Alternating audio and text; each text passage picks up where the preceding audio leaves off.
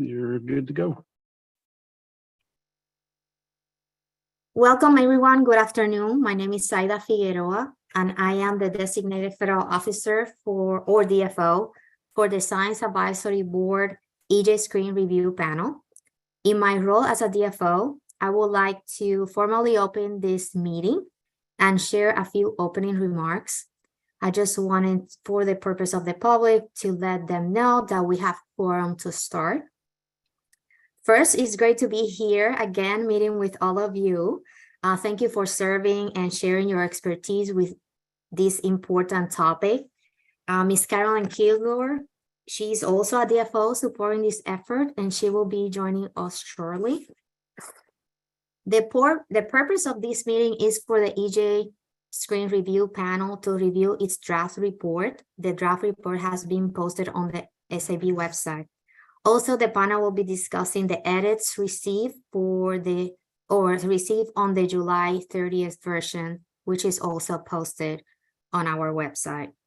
The SAB is an independent expert federal advisory committee chartered under the authority of the Federal Advisory Committee Act, or FACA, and the SAB is empowered by the Environmental Research, Development, and Demonstration Authorization Act, or ERDA, to provide advice to the EPA administrator on scientific and technical underpinnings of EPA's decisions.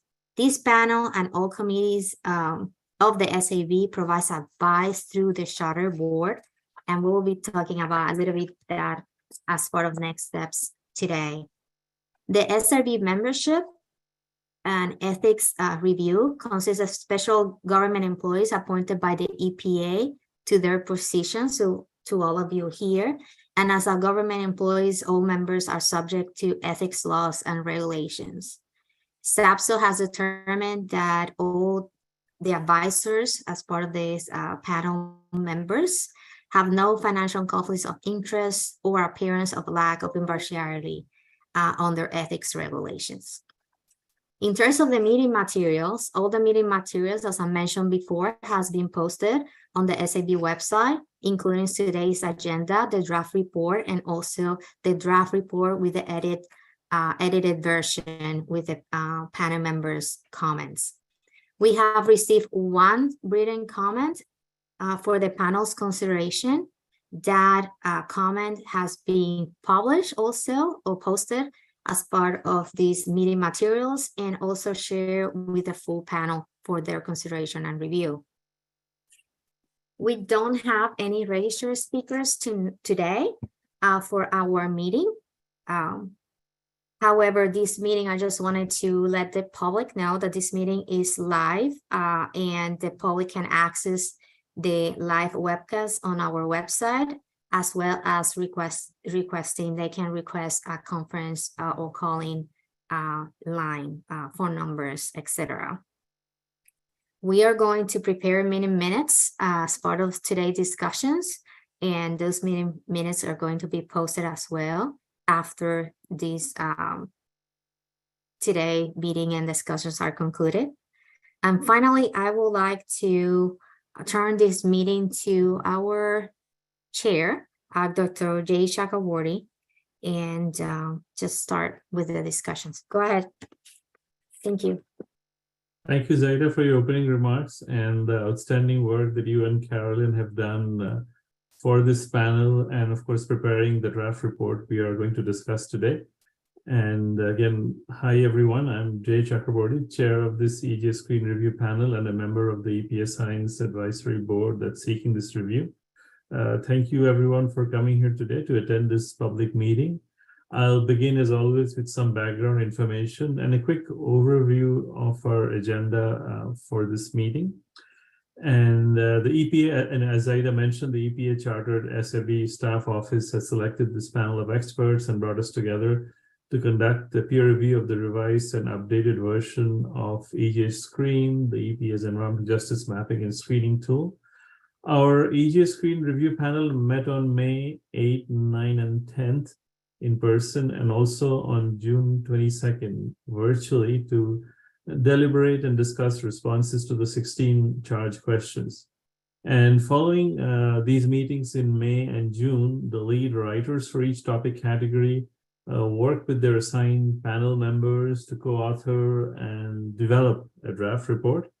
And a big thank you to all lead writers and panel members for your hard work on this and related contributions. The goal of our meeting today is to reach consensus or concurrence on this draft report.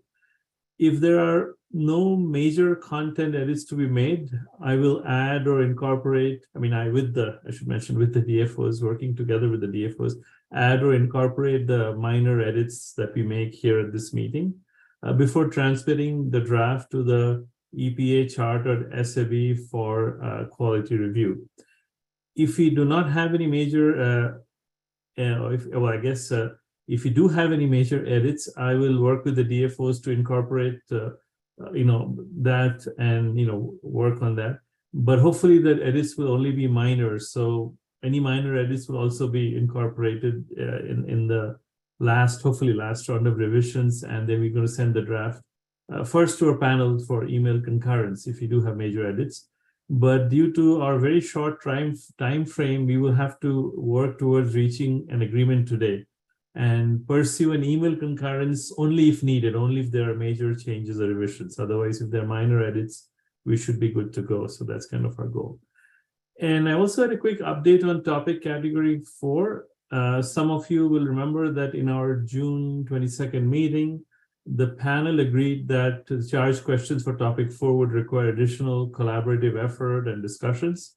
And based on this decision made at the June 22nd meeting, a subset of our panel members, mainly those assigned to topic 4, met on July 10th and July 16th to discuss topic 4 and edit the responses to the 3 charge questions for that topic.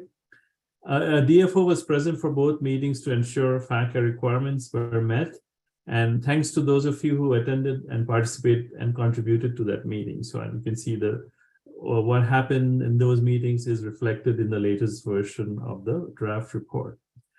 And I've also worked with the DFOs, Zaida and Carolyn, to edit and revise the text of our draft document and incorporate various edits and suggestions, creating what we're now calling the draft SAB report on review of the updated methodology of EPA's EJScreen tool version 2.1. And following our meeting today, the DFOs and I will work on finalizing the text and completing the draft report. And as I briefly mentioned, this draft report will then be reviewed by the chartered SAB members, and based on their comments and feedback, the EPA SAB will need to approve or agree to submit the final report to the EPA administrator, and this will happen at an SAB in-person public meeting that's scheduled for mid-September. And I'm also supposed to present our key findings and recommendations in that meeting in mid-September, and also I think look at or collect feedback from other SAB members who will be reviewing this, starting later this month.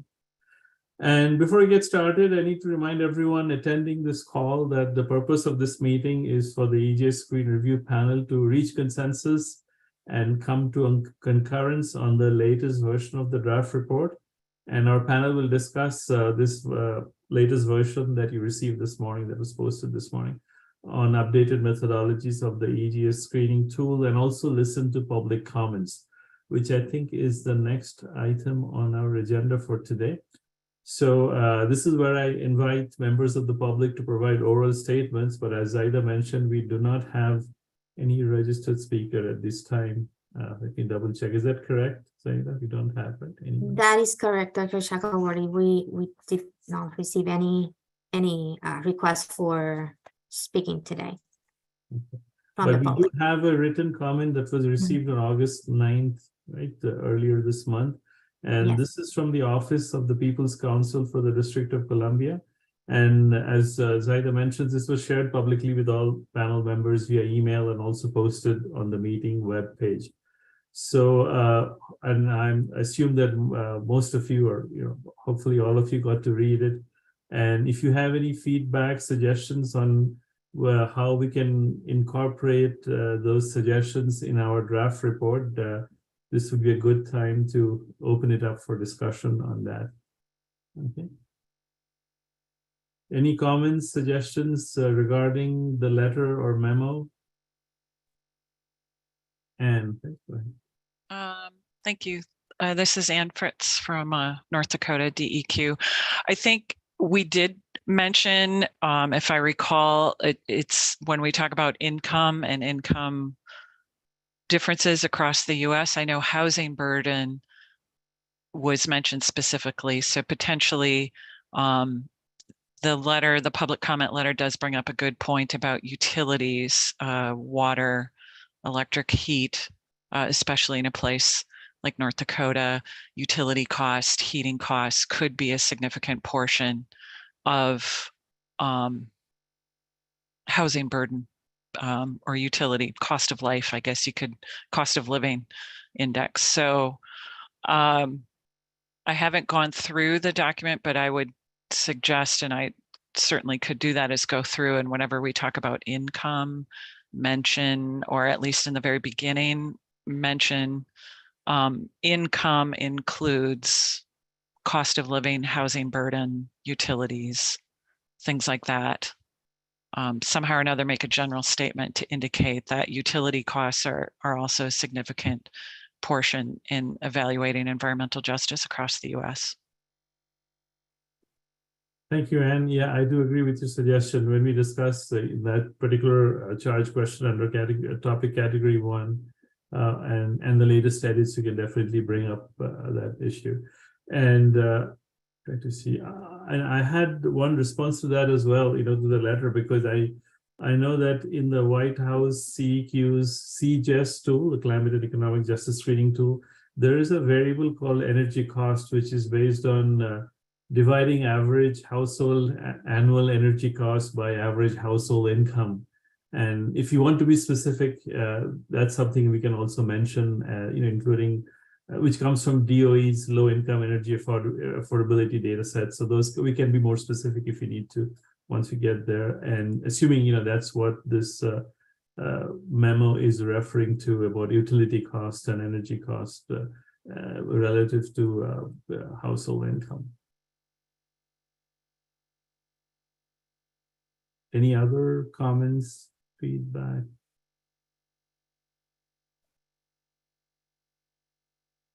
Okay, so we'll get to these issues when we are discussing category 1 or topic 1. Okay, so if there are no further comments or questions, I'll move on to the next item on our agenda, which is the review of policy or procedures for discussion of this draft report. And let me begin with some reminders. Again, we are focusing here today on the recommendations linked to each and every charge question. And relevant pages from the draft report, that was shared this morning, which includes the latest changes and edits. That's the version that will be shared on the screen by Will, the contractor, just to keep our deliberations focused. And we'll then address the latest round of suggested edits and comments that we received in the last few days. And if a panel member wants to include additional recommendations for a charge question, that would be the time to bring it up when we're discussing that particular question. Any content-related edits must be discussed in public during today's meeting. This is kind of the last opportunity for us to do that publicly. And we will seek agreement. I will seek agreement on the draft report as we move from question to question, starting with question number 1, ending with question number 16. And there are a few other items for the panel to consider throughout the meeting that I should mention. And I think this is a link to what we have discussed before regarding recommendations that are research-based or based on resources that are not yet developed or available. And if you remember, some of our panel recommendations are broad research-based actions or recommendations for utilizing a data set or tool that is not yet developed or not currently available at the blog group resolution. So as we discuss and deliberate, we will keep track of these recommendations for research and development by the EPA or other outside agencies so that we can make a note of this in the final draft. And also regarding the issue of minority or non-consensus recommendations, Throughout the draft report, you will notice in the edited version, there's language such as the SAB urges, encourages, suggests. These are recommendations for the EPA to consider and offers a chance for the EPA to explore or investigate that recommendation. And this also allows the panel to recommend different approaches to the agency for their consideration, but leaving it kind of to the EPA's discretion, or leaving to the EPA to make a decision in terms of how and when to proceed with that. May not apply to every charge question, but that is one strategy for incorporating multiple panel members' opinions in areas where the science is still evolving or approaches are still haven't fully developed. So that's kind of what we need to keep in mind.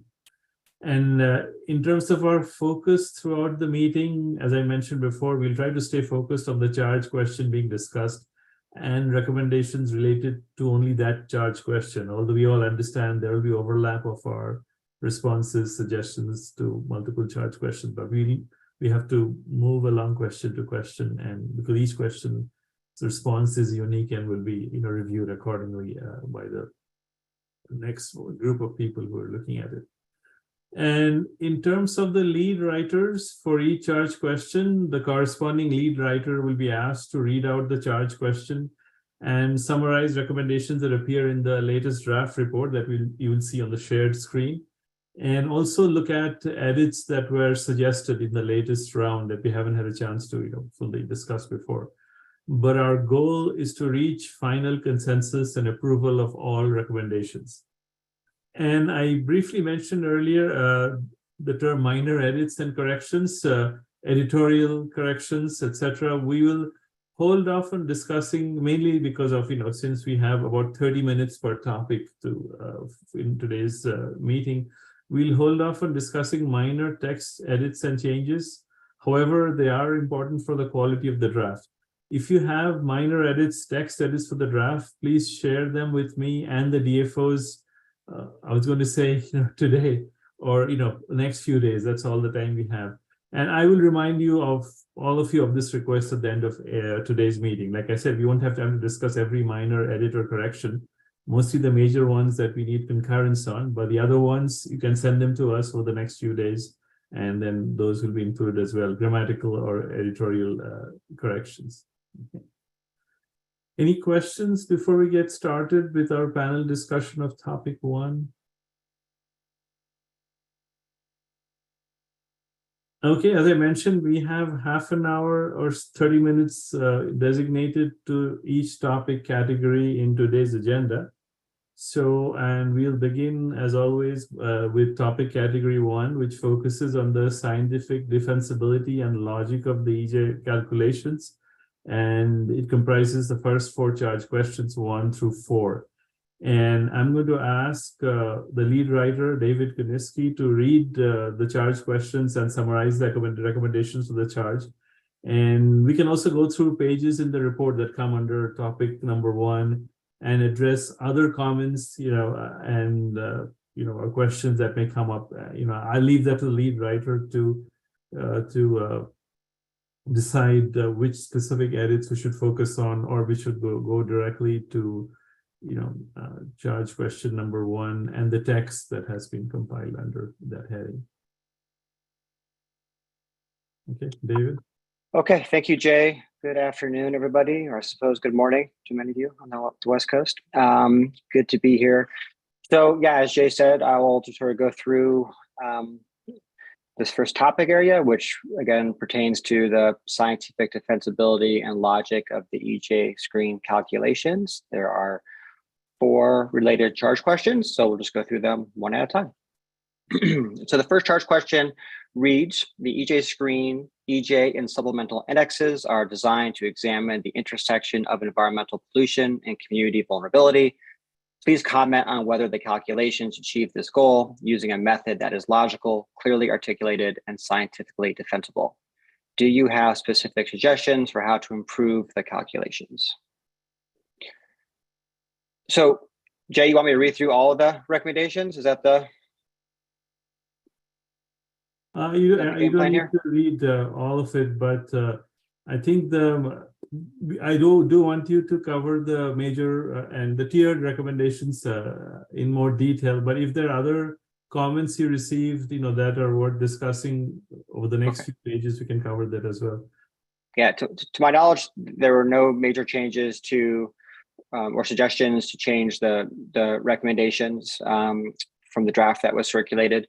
I'll just sort of, I guess, summarize the SAB recommends essentially that the EPA use the revised calculations that it has proposed, particularly as they relate to both the EJ and supplemental indexes. That's sort of a major finding that we have. We do recommend, however, that the EPA better articulate the justification for the inclusion of specific. Sorry, David, we have I think I can see Zaida's hand here. Oh, sure. Sorry. Zaida, please. Yes, if we can go back and discuss Dr. Yoder's feedback on the income, which is related to what we receive as part of the public comment, that will be great.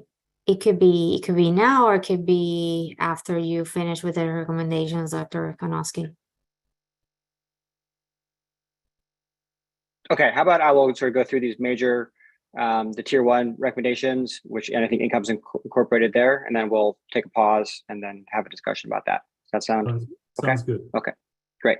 Yeah, so as I was saying, the SAB recommends that the EPA do a better job articulating the justification for the inclusion of specific indicators in the supplemental index, as well as in its technical documentation and other support materials. And here's the item on income. The SAB recommends that the EPA can reconsider its measurement of low income. The current measure of low income used in EJScreen is twice the federal poverty level. The SAB believes that this representation of low income does not adequately capture geographic differences in income originally across various regions of the country. I guess the suggested edit is stability across various regions of the country. Come back to that here in a moment. And then finally, the SAB finds that some important factors impacting vulnerability are not included in the current EJ and supplemental indexes. For example, age has important implications on health vulnerability. The SAB recommends that the EPA consider adding younger and older age to the supplemental index. So I think, Zaida, to your point, the suggested edit is the inclusion of the word stability in the second, I guess it's the third bullet point. Yes, and we need to see if we have consensus on the inclusion of the word stability for this tier 1 recommendation. So everyone in favor, please say yes or aye. Yes. Yes. Yes. Yes. Yes. Anyone not in favor of this change? Okay, so we do have concurrence. You can move forward, David. Okay. Could I just interrupt for 1 second? I think maybe it was also the page prior to that, there's the inclusion of a sentence that Naomi added that also reflects the income question, and perhaps that's a place to put the more formal definition of housing cost that we were talking about earlier. Is that something that should also, besides that one word? Yeah, thanks, Marjorie. I thought I think we are doing the recommendations first and then going back to the rest of the text in that order, if that's okay with you. Thank you, Dr. Alien. Actually, that was my suggestion. It was to go and try to figure that out because it's related to Anne's suggestion before about the housing burden and how to describe it and be more specific. Yes, and also related to our recommendations that were just read about income. Yeah.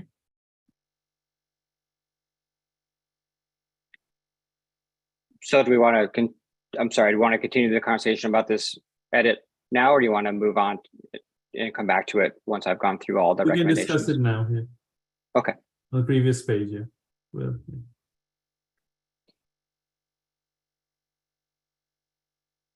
It's the, yeah. So the suggestion for those, just to get the conversation started, is that we insert a sentence that reads, nor is a family of 4 able to live securely on $52,992 in the Midwest in the first place. I guess I'll just start. I don't know. I don't know personally that this adds too much, and I actually wonder if it's a bit too general, right? I mean, it's a pretty.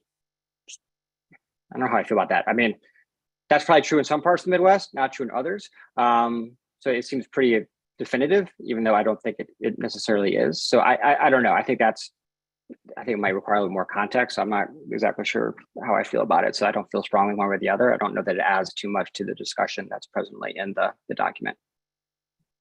And we can now open it for discussion with the rest of the panel on what they feel, whether or not they agree with David.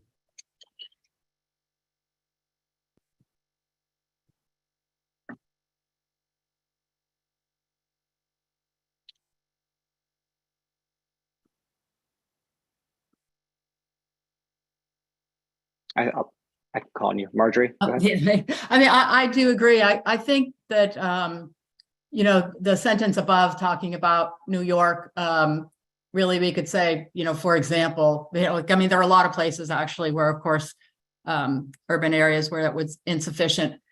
And I also think maybe this is getting ahead, that this paragraph would be a good place to add the more specifics about the cost of living details that we were talking about earlier.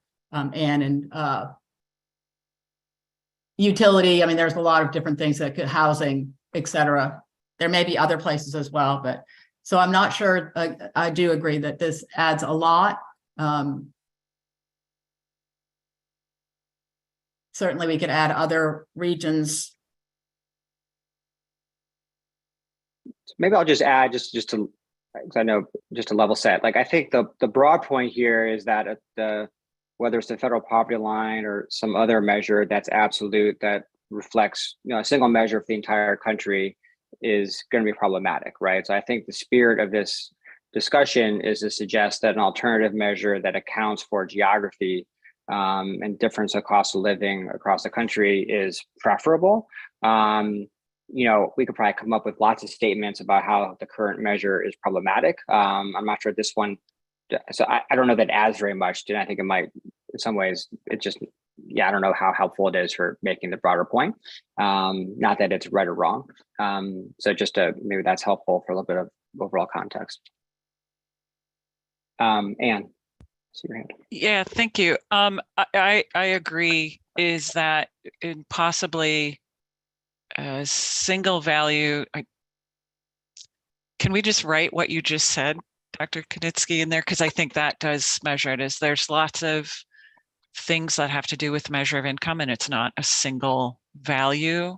It's housing cost, transportation costs, utility costs. That is a person's how they live. I mean, how they function.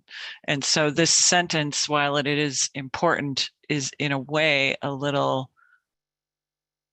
It adds some concept to that other one. As an example, poverty guideline, family of four living in New York is, I mean, it adds something, but substantially we could expand the idea of that income also has to include the housing, utility costs to get a true sense of income.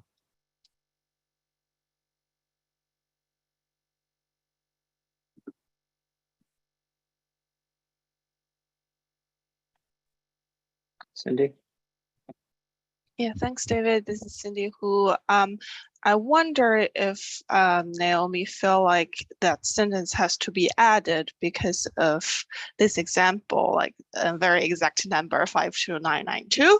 And I'm not sure if that adds to our point here. So I wonder if an alternative way of editing this is to take out the exact number and just talk about this concept more broadly, David. Like you have articulated, this single value of property guideline is not reflective of a geographic differences across the country.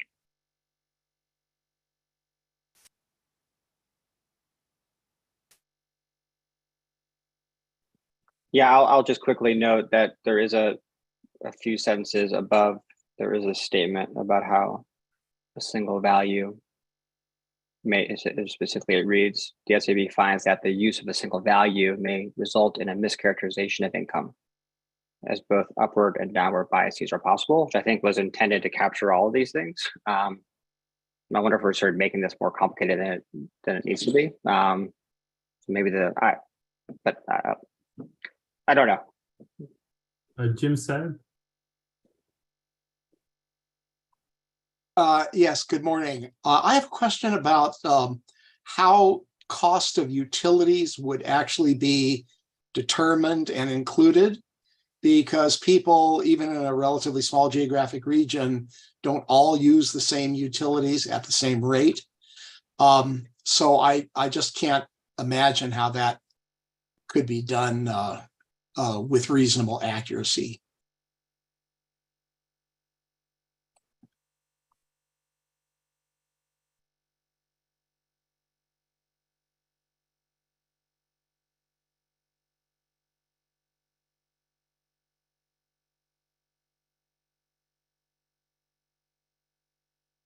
Anyone else wishes to comment? The letter, I'd have to reread the letter again from that was submitted, but I do believe they give some references to utility costs and connection costs for utilities that are provided on a nationwide basis from the I can't remember the agencies. I have to pull up the letter, but they did give some suggestions.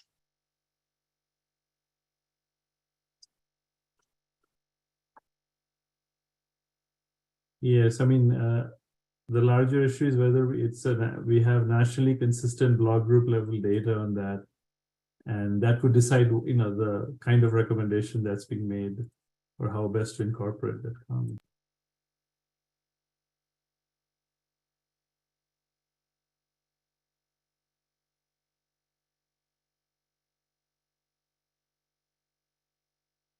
Well, the energy costs and energy burden data from the DOE's lead tool is available at the census tract level. So it would have to be sort of downscaled, or we assume all block groups have the same value within the census tract, as I think it's done elsewhere in EJScreen, but I'm not aware of data available on utility costs in other areas outside of the lead tool. Adriana, you had a comment? Yeah, I agree with what is being said, but another layer of complexity on the utility cost is the climate. For example, in Arizona, we turn on the air conditioning for many, many months, and that elevates the cost of energy, while in other places, they may have a very nice weather. They may not need so much air conditioning. Likewise with heat, right, for cold areas. With heating. So I don't know how we would factor in this climate variable. This is the point I was trying to make. There are so many variables that determine actual utility costs.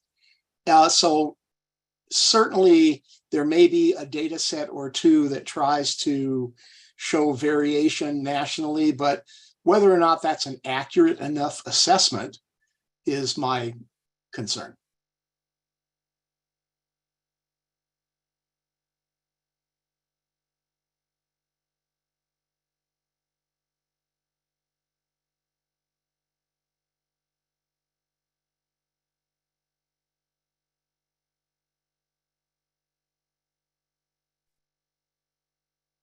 Well, maybe as an interest moving forward, I guess I'll put a recommendation on the table. Is that appropriate, Jay?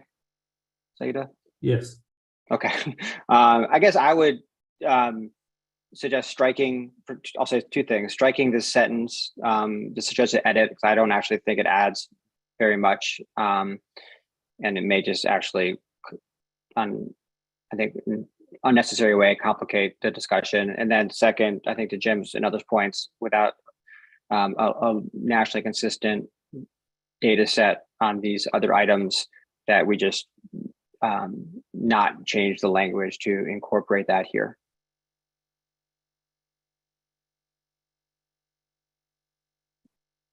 I don't know if there's consensus on that. That'd be sort of We basically can my, see consensus right now, I think. that'd be my thought for moving forward.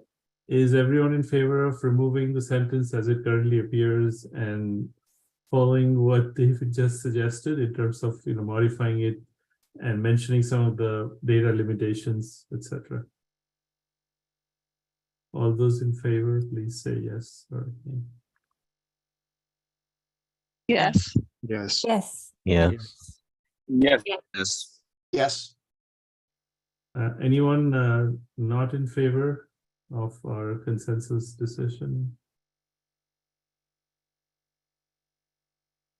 Okay, so David, that change is approved, and I'll let you make the minor edits to the text to incorporate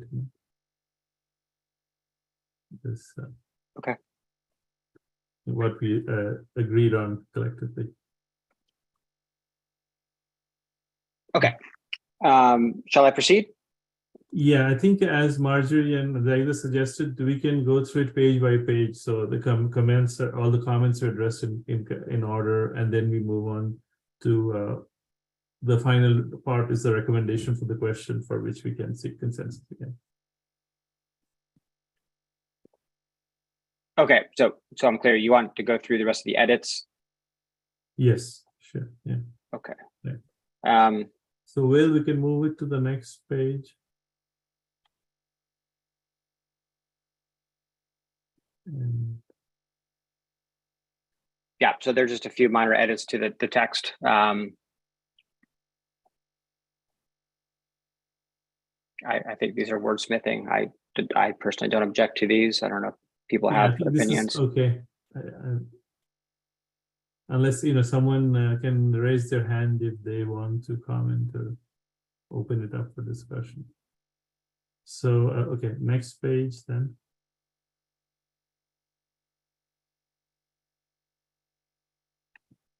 That would be the charge question. So do we have, let me see, so that's charge question 2, right? Sorry, I was thinking. Yeah. So do we have consensus on charge question 2's responses? So, well, please say yes or yeah if you agree with what's written here under charge question 2, except for that minor edit, you know. Yes. Yeah. Yes. Yes. Yes. Yes. Yes. Yes. Yes. Okay, so we do have verbal concurrence on charge. Oh, anyone against what appears under charge question 2? Any no's, nays? Okay. So we all agree, are in agreement with the responses for charge question 2. And moving on to charge question number 3, and we can again proceed page by page and then till we reach the recommendations.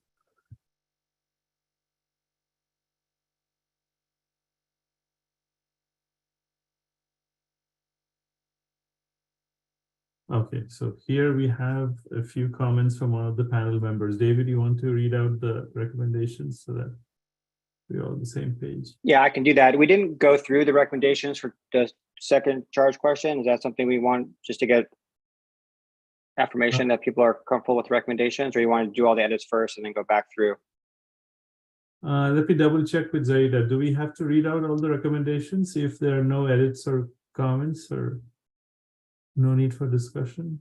It's up to you, Dr. Shackelberry and Dr. Kanowski, since the whole panel actually agree with the recommendations of charge question 2. There was no specific comments. Okay. I think we're okay.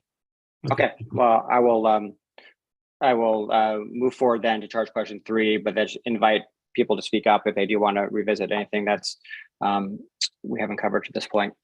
Yeah, so just as a reminder, charge question 3 is, I'll just quickly read it. EJScreen combines environmental and socioeconomic information into EJ and supplemental indexes to examine the intersection of vulnerable communities and pollution. Please comment on whether the use of both EJ and supplemental indexes in EJScreen is logical. whether the differences between these indices are clearly documented, and whether the documentation clearly indicates why both of these indices are used in the tool. So I'll move down to the recommendations. There are a couple of suggested edits, or I should say their comments. So let me just read these, the first two recommendations under Tier 1 major, and then we can have a discussion about them. So the first one, the SAB recommends that the EPA update the EJScreen technical documentation to better justify the rationale for the calculations used in the supplemental index, including the choice of indicators for inclusion and exclusion. And then secondly, the SAB recommends that the EPA articulate in its technical documentation for what purposes the EJ index should be used and for what purposes the supplemental index should be used, recognizing that EJScreen has multiple user types. The EPA should also continue to emphasize the importance of EJScreen as a screening level tool. And it looks like Dr. Archer had comments on each of these recommendations.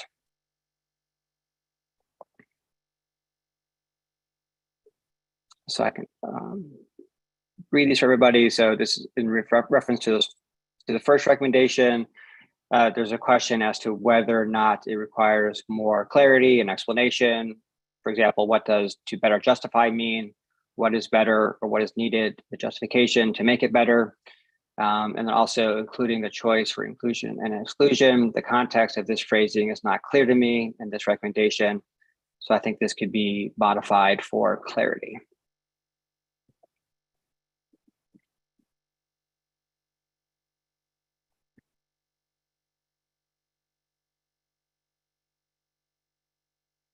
And we can open it up for discussion and feedback from the other panel members. Starting with David, if you have any response to that comment.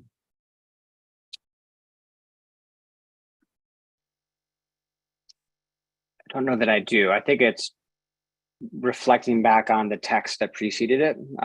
So I think it's trying to, right, there's that it was explained in those previous paragraphs.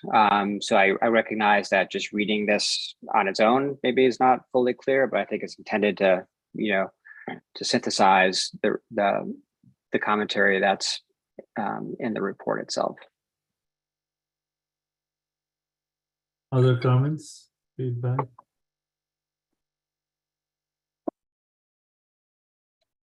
This is Anne. I know one of the, on page 9, intersection of vulnerable communities and population, but then it talks about additional areas and aging infrastructure. This could potentially be one of the places to add information about its the concerns about utilities. It does specifically mention, particularly as it relates to drinking water, and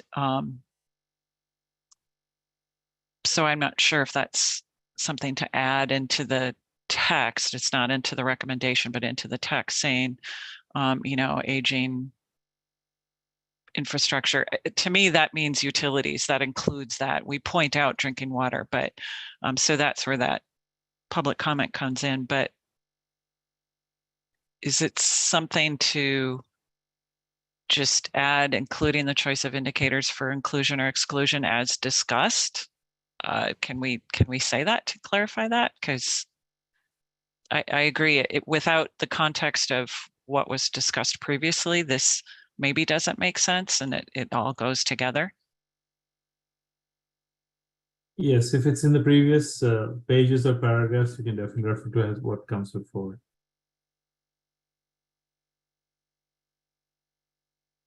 But we don't need to be that specific in this in terms of adding page numbers or line numbers, but in general terms, yeah.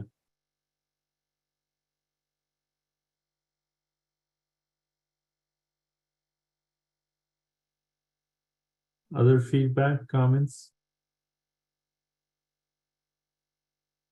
There are a few comments on the chat, or that have been posted on the chat from Dr. Archer as well.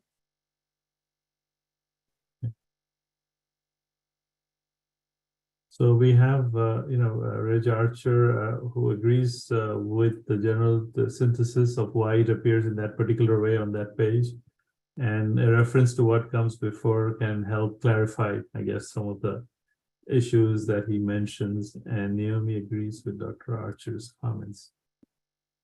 And I just wanted to check if anyone else wants to comment on this matter before we decide how exactly to edit.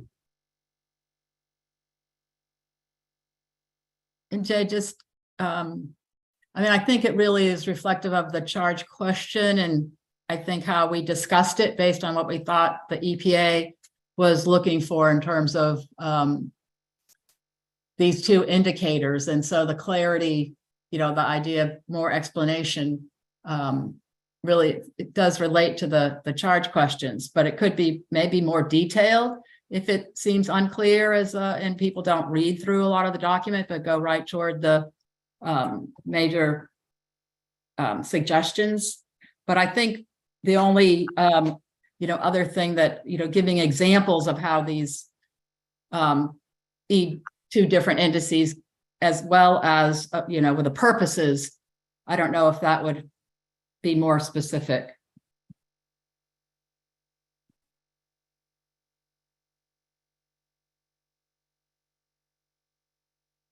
Thanks, Marjorie. Any other comments or suggestions?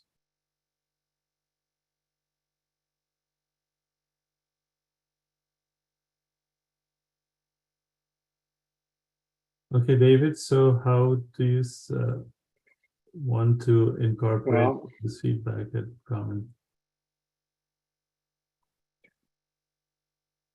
Well, honestly, this is a bit of a stylistic question, it seems to me. I think in some ways, all the recommendations are synthesizing things that have been previously written. So we could certainly make reference to previous texts, but then that would actually apply, I think, to every recommendation, right? I think then the intent is that these are read a lot after having read the rest of the explanation, which is so I don't know. I'm happy to add a reference to, to the end here that says, as discussed previously, but again, that would seem to be applicable everywhere. So I think it's more of a question of like, what's the norm here for how these recommendations are drafted? Yeah, and there are other recommendations for other questions where the same logic can be applied, and and that would lead to a lot of repetition without adding any substantive comments or recommendations. So that I partially agree with. I just agree with that particular point. But any other suggestions on how best to address this without repetition or reference to? Yeah, could I just ask for more clarification on the actual question or comment? Like, what about it is not clear, or if there's any suggestions that would clarify it?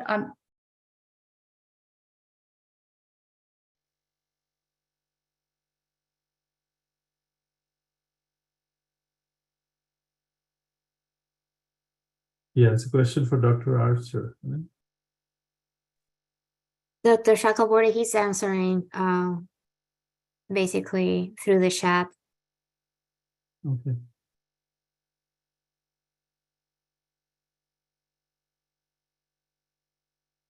Yeah, I don't see an answer to Marjorie's question, but yeah, I see what he said before.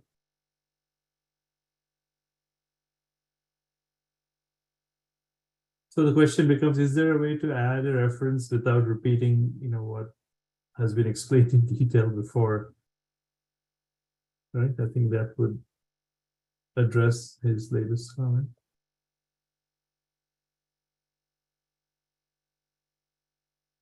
Yes, and this is Saida Figueroa, the DFO. Just I do believe adding the as discussed previously probably will help a little bit here after better justify. Yes, and here Dr. Asher is saying, for me, maybe just a sentence structure that is. And can Dr. Archer suggest how best to edit the sentence? That is also an option that we can ask Dr. Asher as a group to provide. some edits.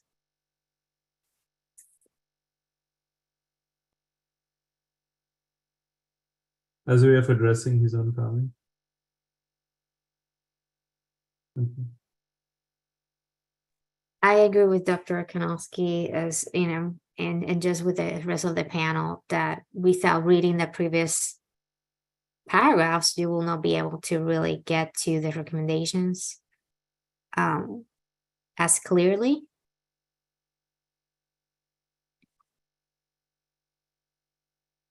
And Dr. Asher is saying that he is happy to provide some edits. And it will not be at this moment, Dr. Asher.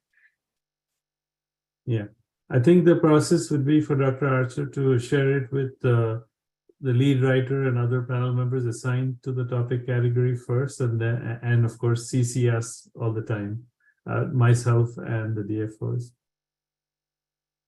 when you write the email. Yeah.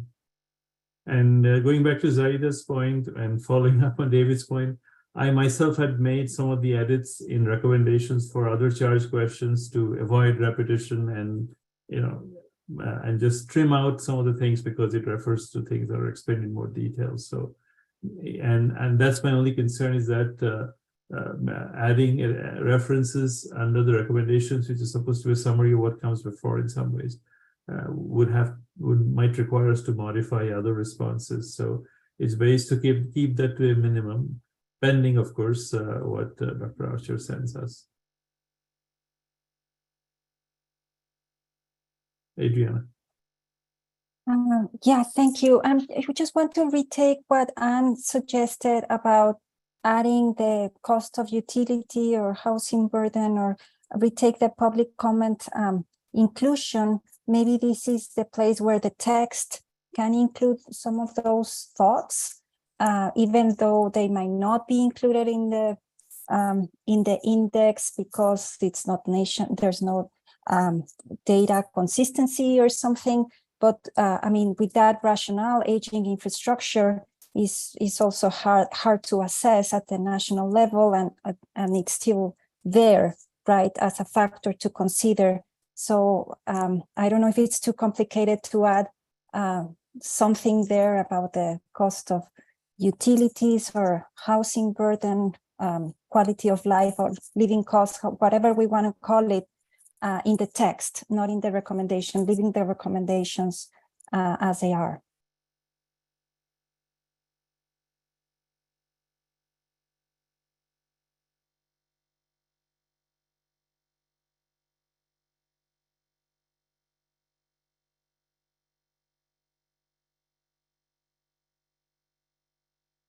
We also have a comment from Naomi about better justify as it implies that it's not justified now. Could say explain in more detail the justification. Is this for that particular recommendation as well? So I have to figure out what this comment. Yes, I believe so. I believe Dr. Suniga was talking about the aging infrastructure previous comment, which is in the previous page. But Naomi here, Ms. Joder, she's actually talking about this specific tier 1 major recommendation, and to clarify the language. Okay, thank you. So I think this falls under content edit, which means we cannot actually vote now or come to a consensus now without looking at them, right? So this would require email concurrence after the edits have been made and finalized for this particular recommendation. Yes, I believe, you know, adding the suggestions from Dr. Joder here, and also working with Dr. Archer, will be necessary for this major recommendation, especially because it's a major recommendation, right? So we need to make sure that it's clear. And with regards to the comments from Anne and Adriana, is that something that will be incorporated in the previous page then, or at least previous section, right? Yeah, go ahead, Anne. Sorry, I'm having a hard time unmuting and on camera. I'm going to drop into the chat if this is acceptable. It's just some suggested wording for page 9. If I may do that. Can I do that now? You can do that now. Yes. Okay. But I just wanted to make sure that everything is discussed for the public because Yes. even within the chat needs to be mentioned. Okay. What I am proposing is on page 9, beginning at line 42. So it'll be a couple pages previously. When we talk about the lack of inclusion or acknowledgement of aging infrastructure, to include utilities in there, and then also the recognition that there might not be nationwide consistent infrastructure Can layers you go at this back to time. page 9, Will? Thanks. Yeah, so in that section, starting with line 40, where it talks about aging infrastructure, I'm going to copy and paste some things into the text, into the chat, but just adding, particularly as it relates to drinking water or utilities, comma, heat, electricity, etc. And then add another sentence at the end that says the SAB recognizes that there may not be nationwide consistent infrastructure layers at this time and might take time to develop. I will copy it into the chat, so hopefully this makes sense. And we'll go to Cindy, but just any quick feedback or response from David on that, or I hope it, yeah, it's clear to you, I guess. I think that's okay there. Obviously, this is a very complicated issue, so but if we want to find a spot to make reference to the public comment, that would seem to be one way to do it. And Cindy? Yeah, thanks, Cindy. And I hear you, this place mentions infrastructure. I'm just not sure if this is the best place to bring in the discussion around cost of living and utility cost, because the subtitle for this section on line 7 of page 9 reads intersection of vulnerable communities and pollution. So I think the point of bringing up aging infrastructure on drinking water here sort of talks about how aging infrastructure can be a risk for polluted drinking water. So while I completely agree we should acknowledge the public comment we received, I think it's still better to combine it with the cost of living discussion or the income discussion, not on this page. Perfect. Yep, I understand. Okay. So do we agree in theory about the nature of the revisions that will be made or finalized later? Is everyone in favor? I just need a quick yes or yay. And then Yes. Yes. Yes. Yes. Yes. Yes. Okay, thank you. Anyone Yes. against these changes on page 9? Okay, so we have approved in theory some of the revisions to be made, and the exact content would be shared with everyone, and then we can get an email concurrence on page 9, as well as changes to the major recommendations that appear on page 11. And if there are no further questions or comments, we can now move on to the next charge question, number 4, David. Yeah, just to clarify, I took from Cindy's comment and Anne's concurrence that we're not going to be changing anything on page 9, but that we'll instead move that discussion to, I guess, earlier on where we were talking about cost of living. Just wanted to clarify that. Cost of living only appears in this section, right? Under question number 3. No, I think the idea would be to move back up to one of the previous charge questions. Unless I misunderstood. You're Cindy, correct. Yeah, you're correct, Yes, Dr. yes. Kronowski, I believe. Okay. This was Cindy's suggestion. Okay. And then just to summarize, Dr. Archer will send suggestions for the change of language to the major recommendations, and we will reach concurrence via email. Is that my understanding? Yes. Thank you. Okay, great. Okay, thank you everyone for your contributions there. So then I think there were no other suggested edits under Yeah, if you move forward to page 12 and 13. Is there one? I don't see any in my Yeah. document, or on the one that appears screen. So I just need to then make sure we have concurrence on the responses and recommend. Okay, Cindy, you have your hand up there. Yeah, my apologies. I didn't get to put my edits in before the deadline. So I actually have some comments for this charge question. First is more of a minor edits related question, comment on page 14, line 18. So here it says such as a health disparities index. I'm not sure we talked about this index anywhere in the rest of the document. There are some discussion about a health index early on in the text. So I wonder if this is like a typo or it should, I guess I'm proposing to change health disparities index to health index just to respect what was talked about before in earlier text. Thank you, Cindy. Any responses to this comment, or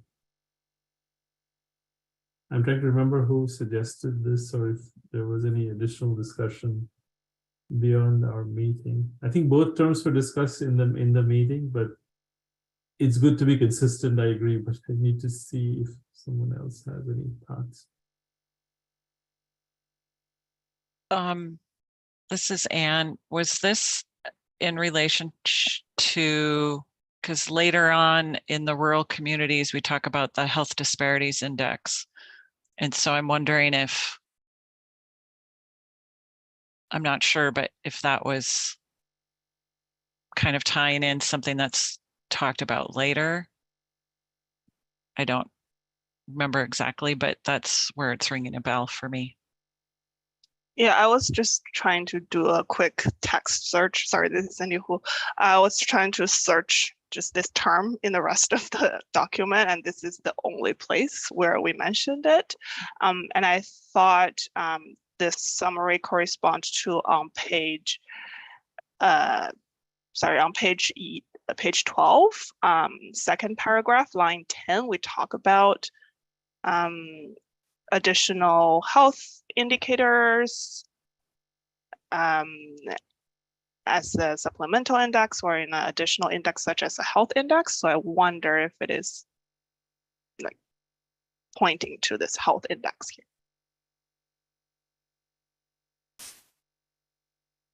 All right, I see others have comments, so I probably will lower my hand and let others chime in. Yes, Marjorie? Yeah, I think that in my understanding is Cindy's understanding that is more general to a health index. And so I appreciate that suggestion, or that you brought that up.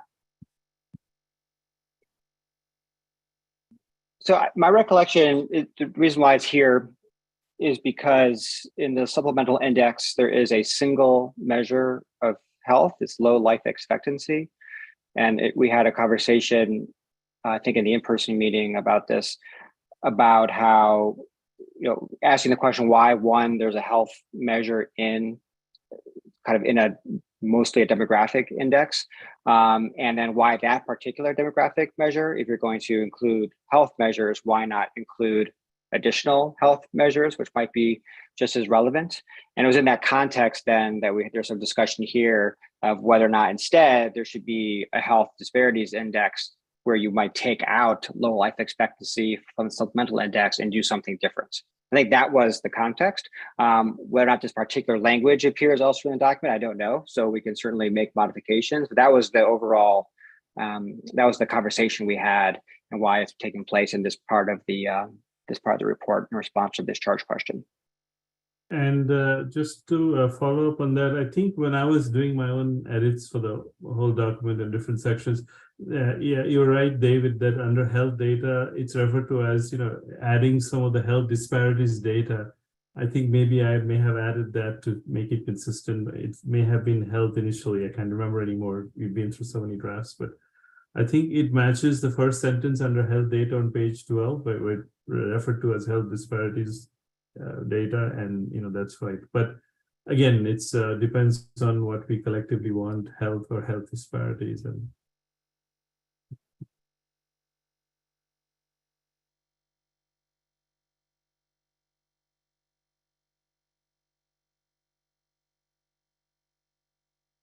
or health equity, right? I think we have a comment from Sakobi Wilson, who mentions health status versus health disparities versus health equity.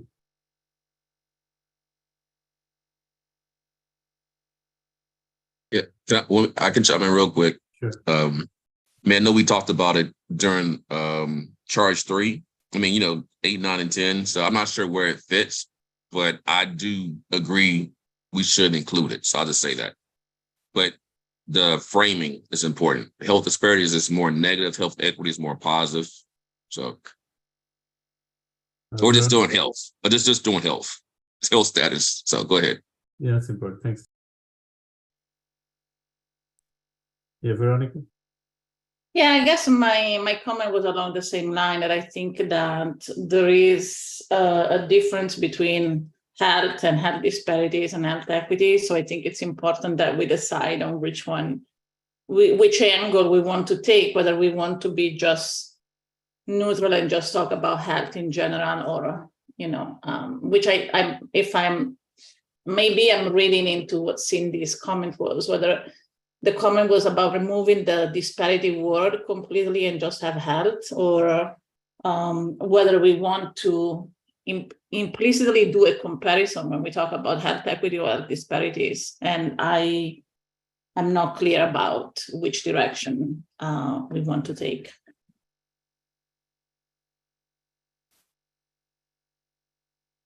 Cindy? Thanks, Cindy, who I think my point is about being consistent in the earlier text as well as in the summary. So if on page 12, we're talking about page 12, line 10, we're talking about such as a health index, then on page 14, we should change the word health disparities index into health index, just to be clear that this is a summary of earlier discussion. And if we as a panel want to use health disparity index or health equity index, we should change at both places to be consistent.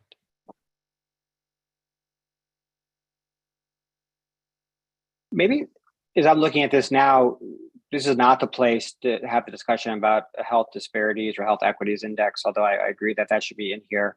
But I think the context in this particular question in response to this specific charge question is just about the inclusion of health indicators. So what if we just remove those words completely, both on the, I guess, page 12, line 31, we could just say health data. And then similarly in the, I guess it would be page 14, line 18, we just say health indicators or similar. I think that would then make the text and the recommendation consistent. And then we can allow the other parts of the document where we get to these issues more specifically to make necessary distinctions between disparities and equity indexes and such. So just to clarify, you're talking about on page 12, calling it health or health-related data, something like that, without using the word disparities, dropping the word disparities on page 12. And then on page 14, under the second or tier 2 recommendation, the second bullet on page 14, we remove the health disparities index, which currently appears in capital uppercase, so, first letter. Just inclusion of additional health-related indicators and indexes, right? So good, we have a motion, I guess, for... That's what I'm recommending, if that's consistent with what people think is appropriate. Okay, so everyone in favor of that change, please say yay or yes. Yes. Yes. Yes. Yes. Yes. Yes. Anyone against that change? Yes. Okay, thank you. So we have approval and concurrence on that. The changes on pages 12, right, and 14 in terms of the second recommendation under tier 2. removal of term health disparities in this section. Okay. And just for the overall response to charge question number 4, just want to double check that we have full consensus.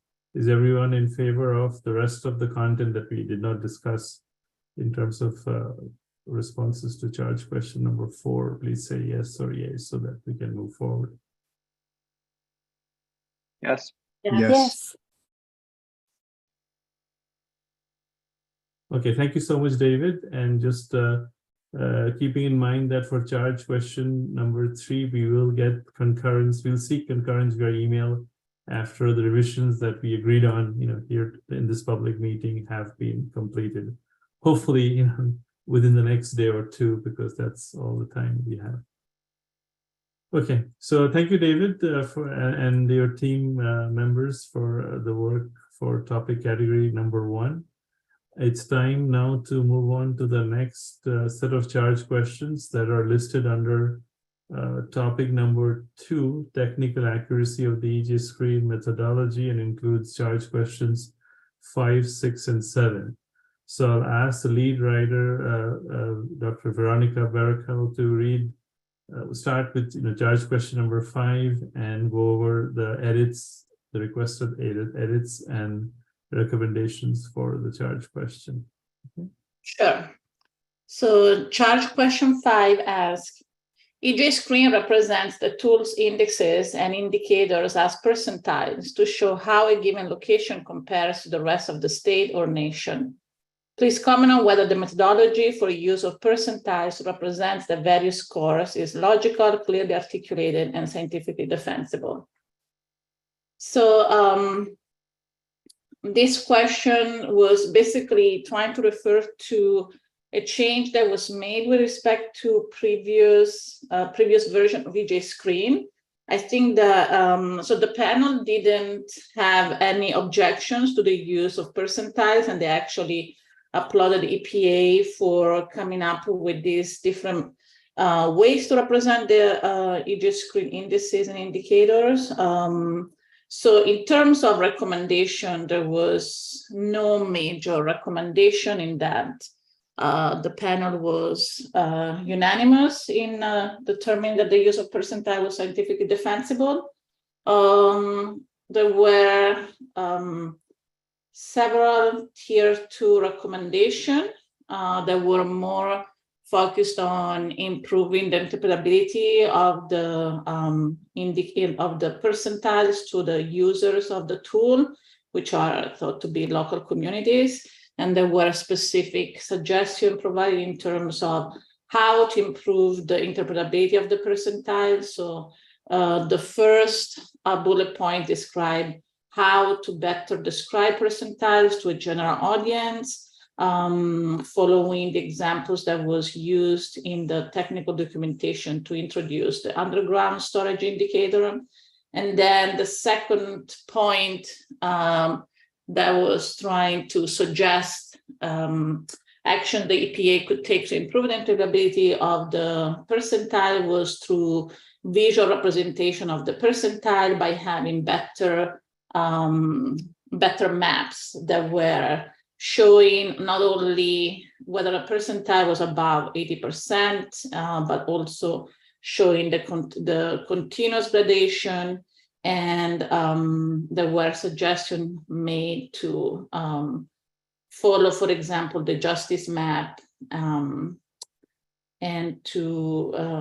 things like that. And then the third tier of recommendation, the long-term recommendation was to basically look into the uncertainty in the data that were used to develop the percentiles, and then basically urge EPA to think of how to define percentiles when an indices, like for example, the EJScreen supplemental indices or indicators involve multiple demographic variables. And finally, the last recommendation was with respect to looking at developing the approach for finer special resolutions than state or nation, which are currently implemented. And this relates to also some discussion that are made later on in the document regarding the rural communities. And then thinking about an approach that allows a comparison between percentiles for different indices simultaneously. So those were the main recommendation. There was no comments, no edits provided, at least up to now, regarding the text of the response that was provided to charge question 5. The only open question here is, I think, a comment that was made during our previous meeting regarding this life expectancy indicator. And I think the comment here is whether we should keep this here as a long-term comment that is tier 3, or should rather be moved to the appendix. So I think that's what the discussion should be, unless there are other edits or other comments that people want to raise right now regarding this answer. Naomi, you can go ahead. Yeah, thanks so much. I didn't get to a chance to submit all of my comments yet, so that was part of why you didn't have it. So I apologize. But so for the tier 2 recommendations, page 16, in the middle, there's a line that talks about this would address the potential problem of unintentionally over alerting users, and then later, well, the rest of the paragraph talks about this. And so I guess my concern is that that doesn't seem like there's a problem here. So I don't think that we need to include all of this detail, because these are not problems right now in EJScreen as far as we know, right? Like if we have examples of this happening, then maybe that's worth discussing, but I don't think we're giving examples. We're just saying theoretically. So I would say that we don't need to justify encouraging the EPA to use a continuous color scale, but we can just make that recommendation without stating this problem. So I appreciate your comment. I think I had put that in because if I remember correctly, that was a comment that was presented by Dr. Archer. And so I wanted to, maybe I think Dr. Archer can elaborate whether he's okay with us removing that. Basically, yes, the point was if you have a variable that doesn't have a huge range, or for which the 80th percentile is really not above what could be considered a health risk or like an exposure risk, then just showing values that are above the 80th percentile could be over alerting the public. I think that was the original comment by Dr. Archer. I'm fine not including it, but I actually wanted to give the possibility to Dr. Archer to respond, since this was something that he specifically raised when there was the first draft of this report.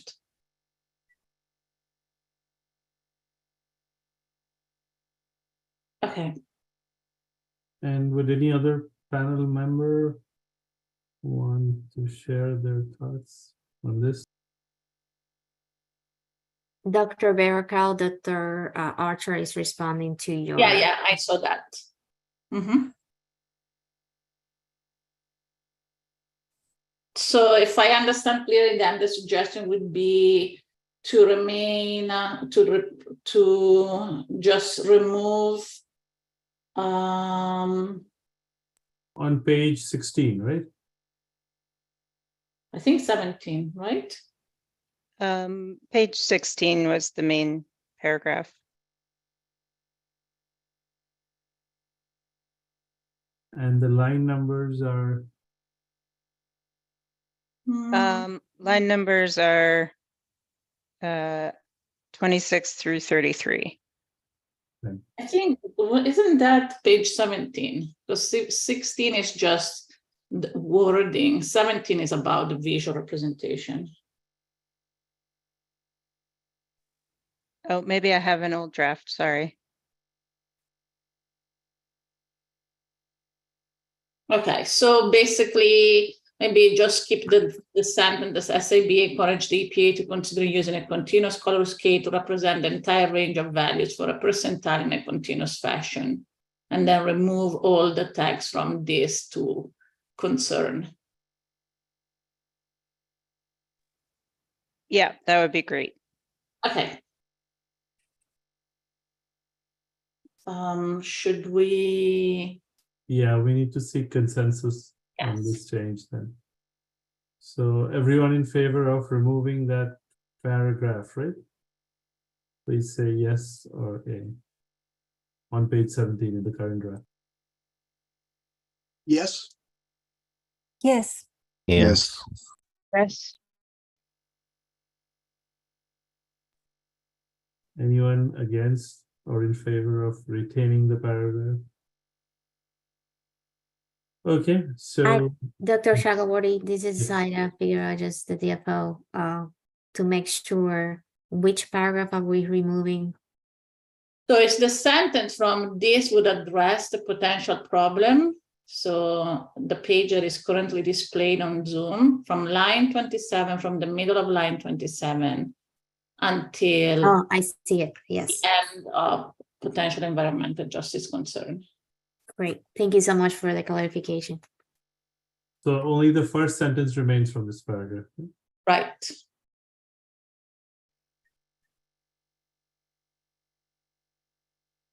Sounds good. Thank you so much. Appreciate it. So we are collectively in favor of making this change. We can now move to the comment on page 19.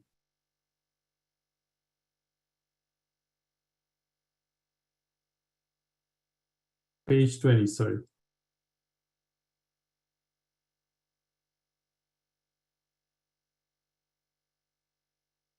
And we are now open for discussion on this comment about deciding whether to remove this in the appendix, this additional tier 3 comment, or keeping it here. We can start with the lead writer and then other panel members for their feedback. Yes, so this comment was raised, I don't remember by somebody, but the issue was that the life expectancy index was not as for the other indices ranging from 0 to 1. I'm okay with moving into the appendix.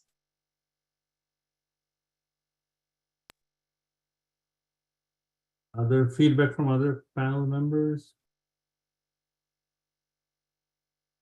I think we don't have any comments. So again, we are discussing. Yeah, and Veronica, you are in favor of moving into the appendix, right? Yes. So everyone in favor of moving it to the appendix. We are now seeking consensus. So please say yes or yay. Yes. Yay. Yes. Yes. Yes. Yes. Thank you. Anyone against moving it to the appendix? Say no or nay. We have none, so we have concurrence in terms of moving everything that appears under additional tier 3 long-term comment to the appendix. And we can also now move on to question number 6. Okay. Charge question 6, EJScreen uses buffers to consider the population surrounding a given location. Please comment on whether the methodology for considering affected populations using buffer analysis is logical, clearly articulated, and scientifically defensible. Do you have suggestions how the buffer analysis methodology could be improved? So for this question, there was the SAB took a wide lens and actually addresses two different interpretation of the word buffer methodology. Initially, I think the question was really mostly geared towards addressing a change that was made in EJScreen in terms of how the indicators within a buffer were calculated.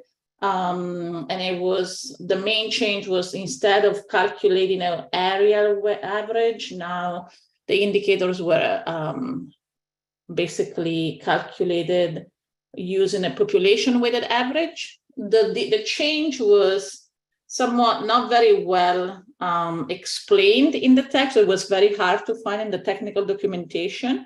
And so there was really not much discussion provided by the members of the SAB regarding the change, except that there was consensus on the adoption of the new approach. And then the majority of the comments were mostly related to the indicators, to the proximity-based environmental indicators. So the answer to this charge question provide comments on both aspects. As I said, with respect to the methodology that was proposed for buffer analysis, there was no major recommendation, so no tier one major recommendation in this, because the SAB was supportive of the change in the methodology.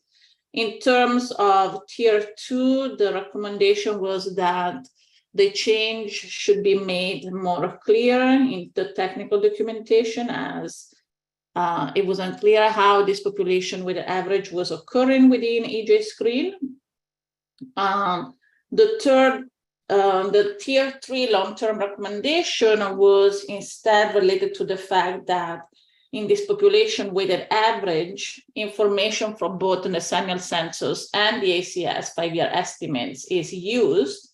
And given the temporal mismatch between the decennial census and the ACS 5-year estimates, a long-term recommendation to the EPA has been to try to come up with a way to address this temporal mismatch by maybe taking into consideration other potential data sources that provide spatially resolved information on population density at a finer temporal resolution than the 5-year scale provided by the ACS.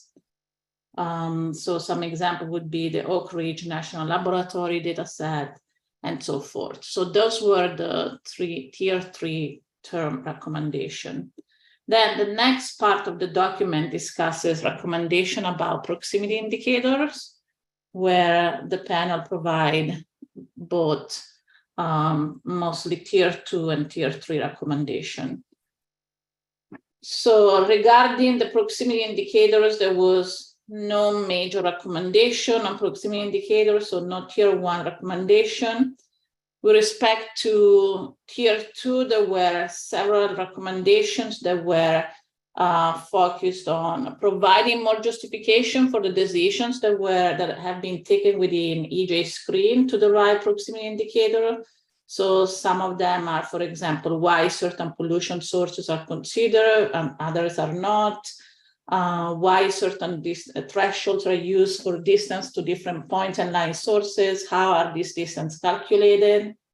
So those are mostly the tier two recommendation.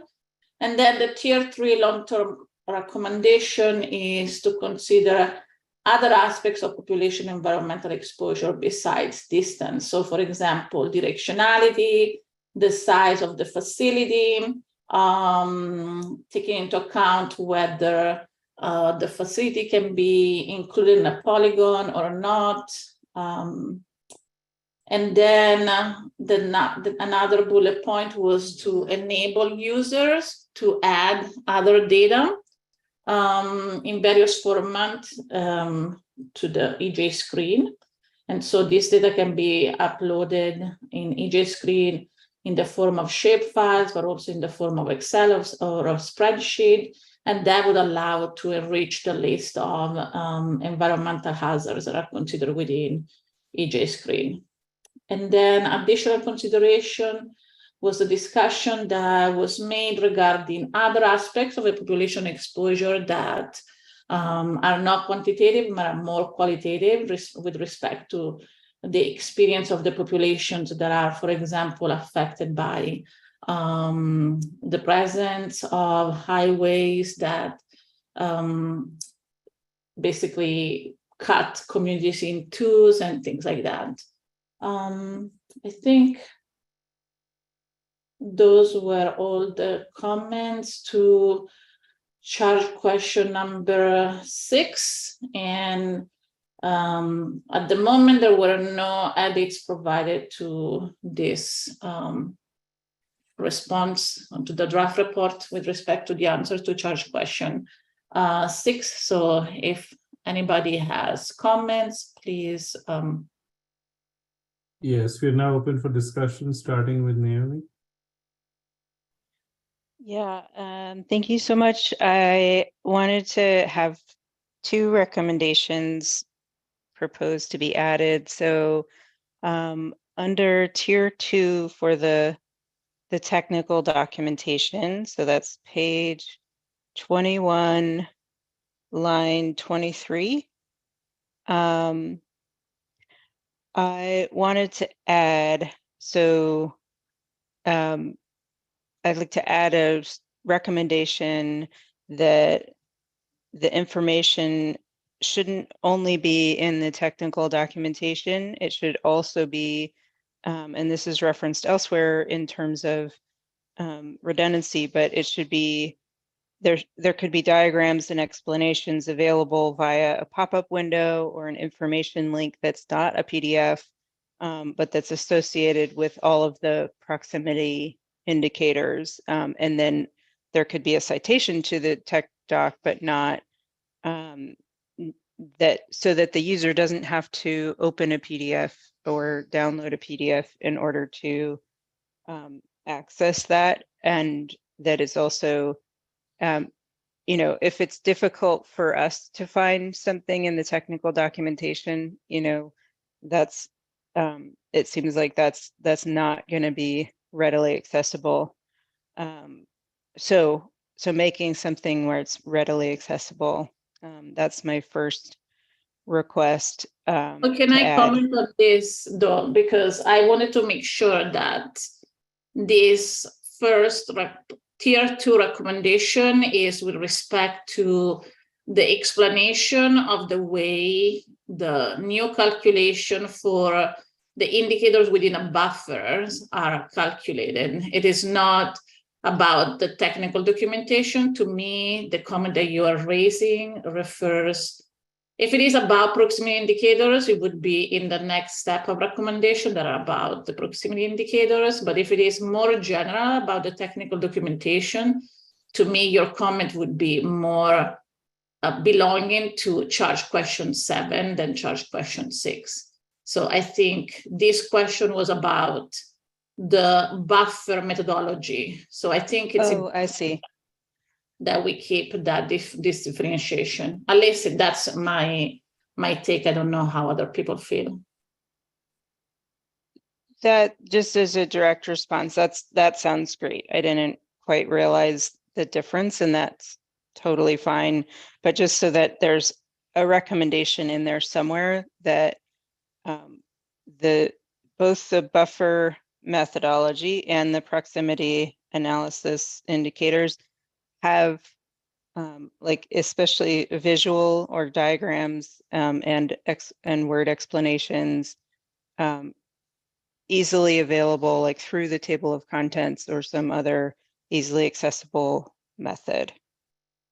So maybe to your point, maybe a change could be made in line 23, 24, and say that SAB strongly encourage that the EPA be more explicit in the explanation of the steps involved in the calculation and provide diagram when possible. So like just for this specific calculation of the population weighted average, if there is a possibility to actually do it through diagrams. Yeah, that would be great. Thanks. Okay. and I guess we need to vote on that specific wording, or how do we do about this? Yes, if you could just repeat the wording that we're using on page 21 as a recommendation, as a tier 2 recommendation for question number 6. Yes. So what I was proposing is that line 23, 24 in page 21 be changed to the SAB strongly encourage that the EPA be more explicit in the explanation of the steps involving the calculation of the population weighted average and provides visual representation if possible. Okay, so now we can seek consensus. Everyone in favor of that particular change, please say yay or yes. Yes. Yes. Yes. Yes. Yeah. Yes. Yes. Okay, thank you. Anyone against making the change? Okay, so we have collectively agreed to make that change on page 21 as a for the tier 2 recommendation for question number 6. And Veronica mentioned that we don't have any additional edits, right? So to I discuss, think, yeah, let me see, I guess. I don't see any on my document. Yeah, no. I was trying to think about whether the other comment of. There are a few minor edits at the end of the question, but that's pretty much it. Okay. Text edits, those are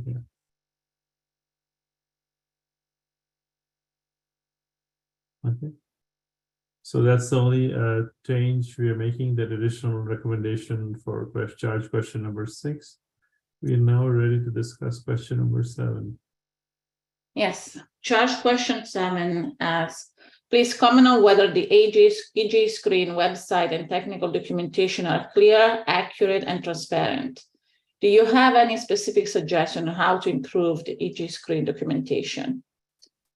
So for this question, actually the SAB has a tier 1 major recommendation, which is that of basically having a distinction between a technical documentation that is that provides all the details that are have been used to derive indicators, conducting buffer analysis, and provide scientific justification for why certain approaches were used versus not. And then a second document that would be a user guide that is tailored to a less technical audience, which would be focused mostly on helping a user navigate the tool. And so we provide a specific suggestion of what could be elements of such user guide. For example, there could be tutorial videos that could help users to answer questions of the type, how do I do something? And for example, can help a user add a shapefile or any other data to the tool. And this recommendation here, and the key recommendation is to have EPA think about developing material that is more visual and has more graphics to allow a different set of audience that have different modalities of learning to basically understand how to use this tool. So that's the major recommendation. The tier 2 recommendations have basically are focused mostly on transparency and of both in the data sources and in the methods used, and then redundancy. So with respect to transparency, with respect to the data used in EJScreen, there are several suggestions that the SAB has provided EPA that basically involve creating a table of acronyms, creating a table with the list of all the data that are used in EJScreen, and indicating whether the data are actually observation measurements versus the result of statistical computer model. If there is uncertainty in the data sources, there should be some indication of whether measures of uncertainty in the data are available.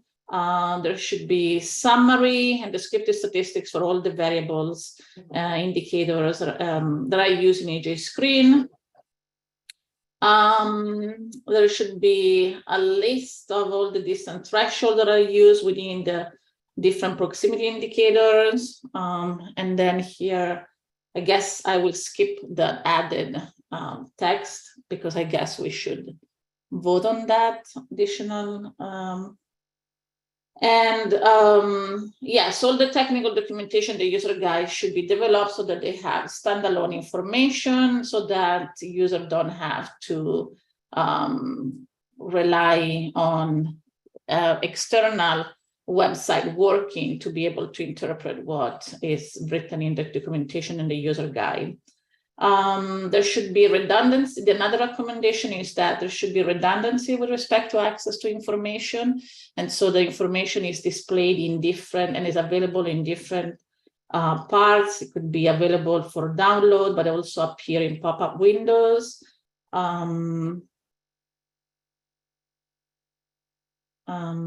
And then tier 3 recommendation are basically centered around actions that the EPA should undertake to make sure that local communities could have a better usage of the tool. And so, for example, we recommend that EPA develops tutorial videos that are centered around some specific case studies, and that there is formal user testing that is developed in collaboration with the user interface team.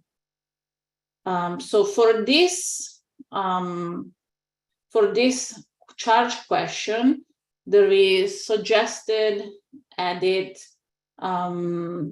for an additional link in the tier 2 recommendation.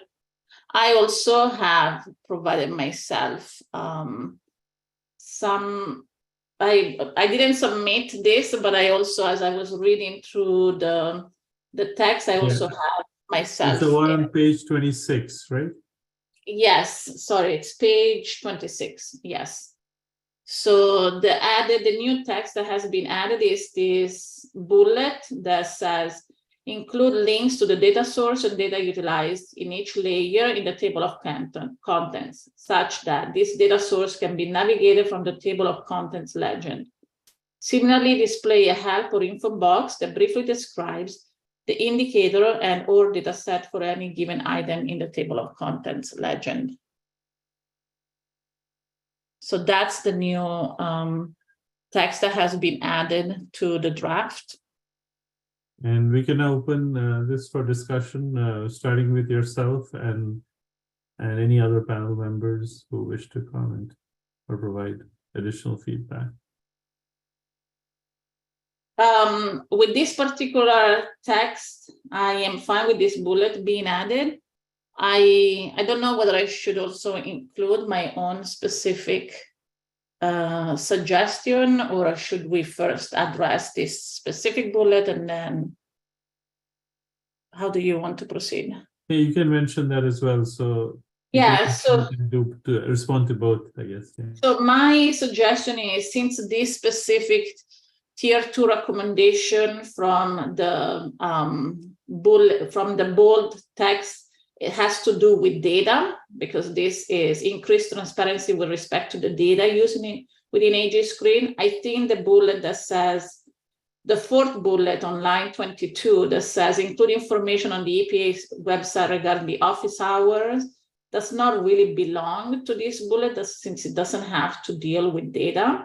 And so I suggest that this gets moved to maybe either to a separate bullet or some separate text, but I don't see how the office hours fit within the increased transparency with respect to data. Major topic. Okay, so comments, feedback from other panel members?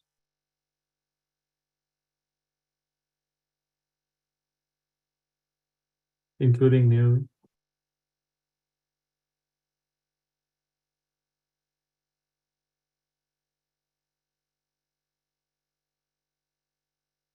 David?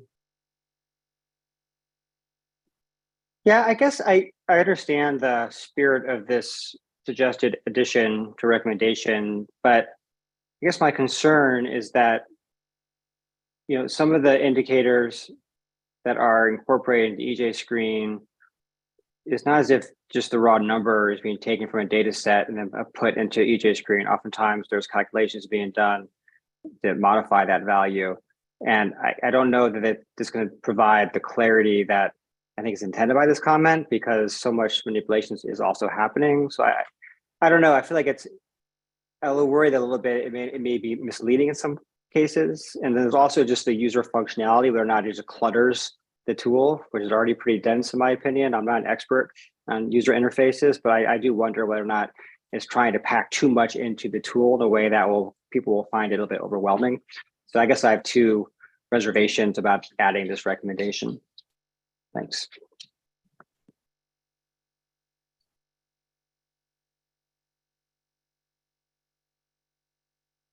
Any other comments? Feedback?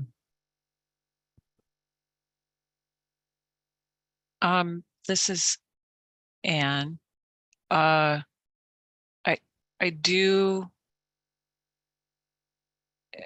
agree that there should be some increased transparency with somehow or another linking to the source, but then also recognizing that some of this is modeled data. So that kind of goes in with David's comment, in that sometimes the data is manipulated and it's not always transparent in there. So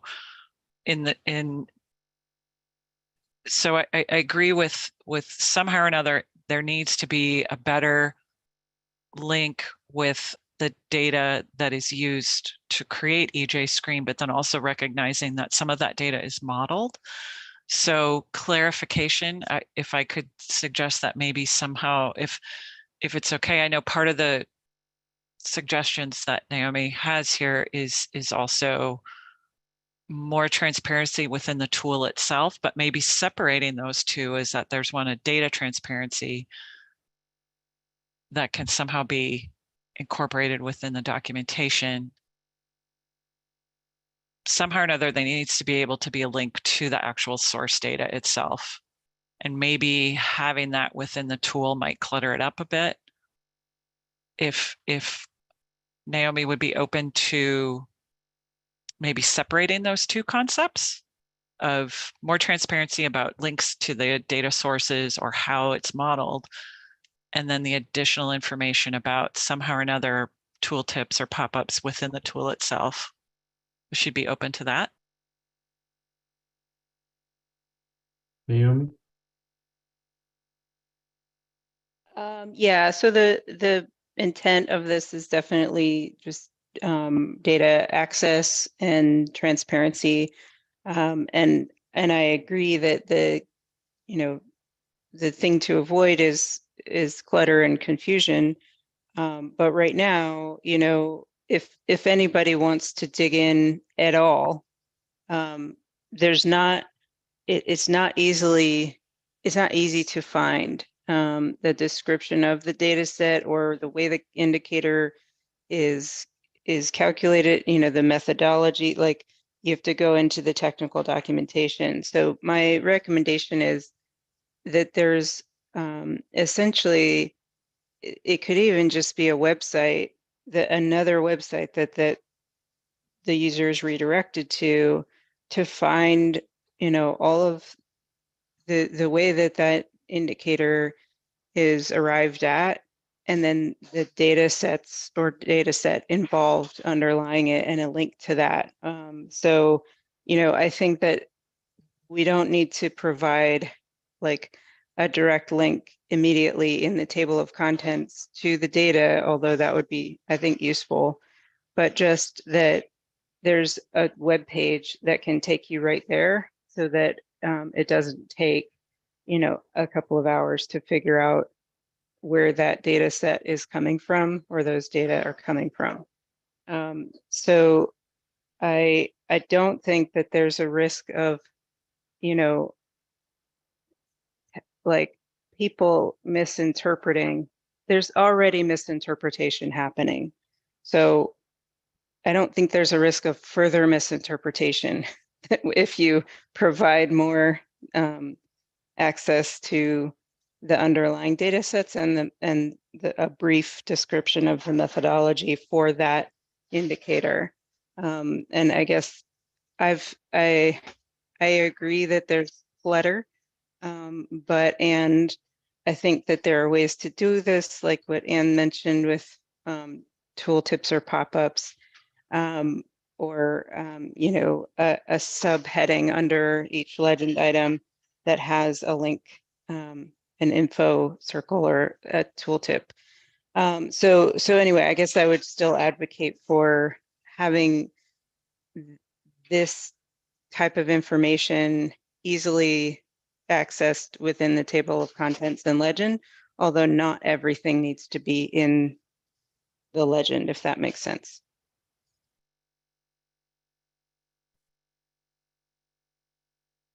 Yeah, we have Veronica next, and then our Dr. Yes, I'm afraid that we are basically reverting back to what we initially had all noticed, which was that this documentation was like practically quite long to navigate, and then we were split among maybe we need more justification, but maybe sometimes it's too much. And so we came to the recommendation of basically separating the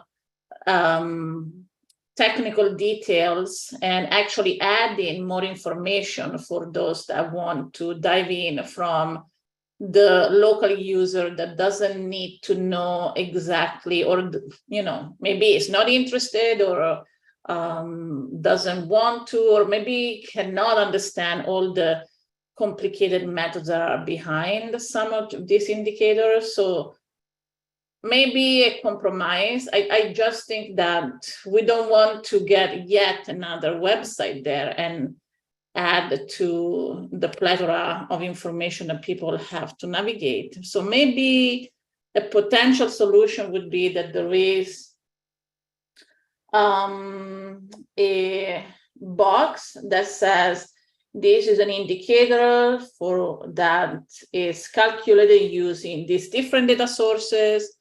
There are the links to the different data sources, and then for more information on how the indicator is calculated, please consult technical documentation and page.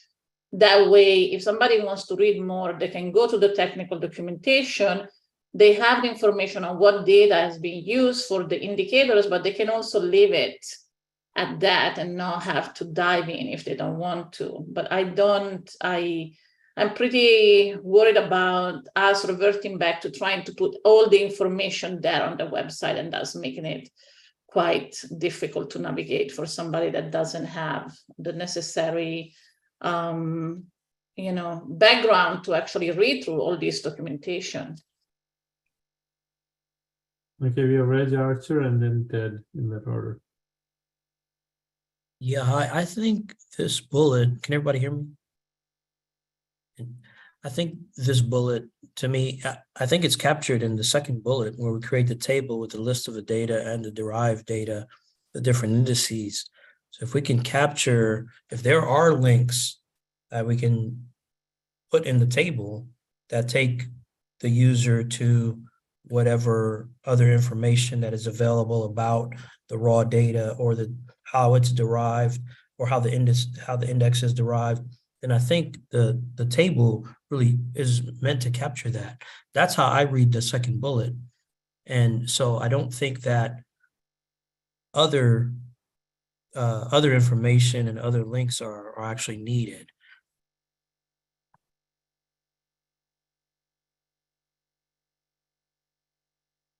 All right, thank you. Ted? Yeah, I was just going to say, I'm looking through the tool right now, and it seems like there's a gradient of answers to Naomi's question. I was looking at the schools data, and if you click on the schools, if you look on the places tab and you click on schools, it takes you directly to CSV files for public, private, and otherwise schools. But then if you look at, like, for example, tribal lands, it will take you to a link that you would have to have ArcGIS Online or ArcMap to open those files, which probably isn't accessible to most people. So there is like a gradient of ways in which the EJScreen currently links to data. So I don't know. I mean, I guess I'm thinking that maybe in terms of keeping the phrase, the word consistent being something that comes up all the time, the suggestion should more be that the EPA, that this tool be more consistent with where someone ends up going when they click on a link. If they assume that that link is going to take them to data, and then it takes it to data that they either can't open in the form of like a JSON file or something that, you know, is readily available. That definitely is quite variable when you look at all this data. So that's concerning to me. And then I have a question, which is about the office hours. Someone mentioned, I think it was Veronica, was saying that the office hours should be stricken from this. Is that what that was? Yeah, just because I thought that this bullet point, this set of tier 2 recommendations are basically headed by the header that says increase transparency with respect to the data. So the fact that there was the word data made me wonder whether that 4th bullet point should be there. And that's line 22 and 23. Yes. Yeah, so I just was going to say that I guess I don't disagree with that so much as I think that the opportunity for the EPA, absent being out in the field and ground truthing, if this is the way that people can access them, office hours might be a way for transparency to come straight from the horse's mouth. So I guess I do worry about removing that and not linking that to that word transparency, because I think it is an opportunity for people to bring their case and hear directly from these people in the office hours. So I guess I guess that worries me a little bit. That's just my opinion. Okay.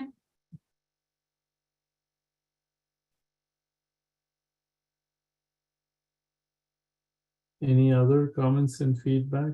Naomi?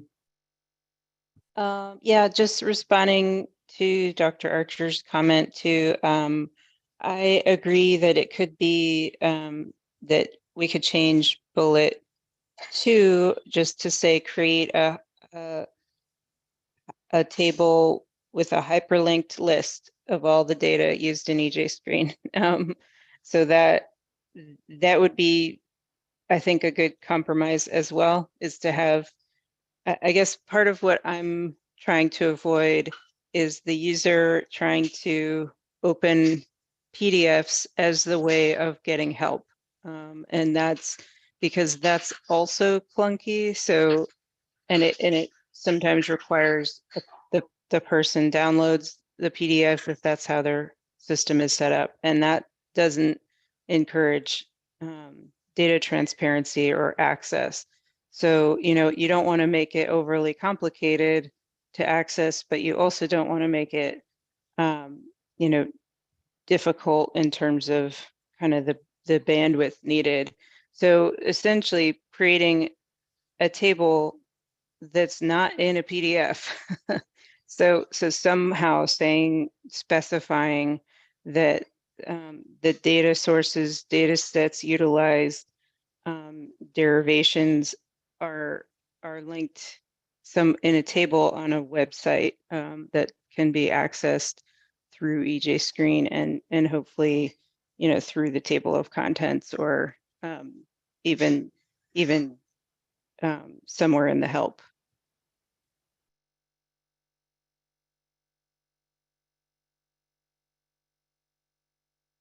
Back to you, Veronica. Yes, so Naomi, I understand your point. There is a bullet, right, that says consider redundancy with respect to access to information, where we do say the technical documentation and user's guide should be available. So this is in line 44 to 46. Should be available on the website and for download, as well as it could be presented in pop-up windows. So we could add here, if you want, change that text and says the technical documentation, comma, user's guide information on the data source and indicator should be available on the website and for download, as well as could be presented in pop-up windows as a user navigate through the tool, so that it is explicitly stated. I feel we have discussed this issue of not just being on a PDF, but also accessible through pop-up windows during our previous meetings, and that's what those lines 44 to 46 are trying to capture. But if you don't think that's explicit enough, we could make it more explicit. You're right. Yeah, as I'm listening to the conversation, I'm thinking about the user and the user experience, and the user that might come to EJScreen and want to know that, of course, they want to know if they can trust the data. And there's a lot of documentation out there. If I am a very novice user, I'm probably not, even if I go to the PDF or the link or whatever, I'm still not going to know what they're talking about. So I'm going to trust the data as it is. Now, what I probably need is to be able to justify, if I print a map or if I use EJScreen to do whatever, then I want to be able to justify that the data has a authoritative source, or the data is authoritative, or something like that. So maybe what we need to be doing is thinking about, in the sense of transparency, in the context of transparency, that here are the citations and the references, and I know that exists, but maybe that also needs to be included in this. Not so much that, let me find the raw data, because as a user who doesn't know anything about this kind of data, the raw data is probably going to be meaningless to me. But I want to be able to know that I can reference an authoritative source to justify why I'm using EJScreen in the first place. So I don't know how to phrase that or if that's captured here, but I think that might be a little bit more meaningful for a user who's very novice in terms of how they apply EJScreen.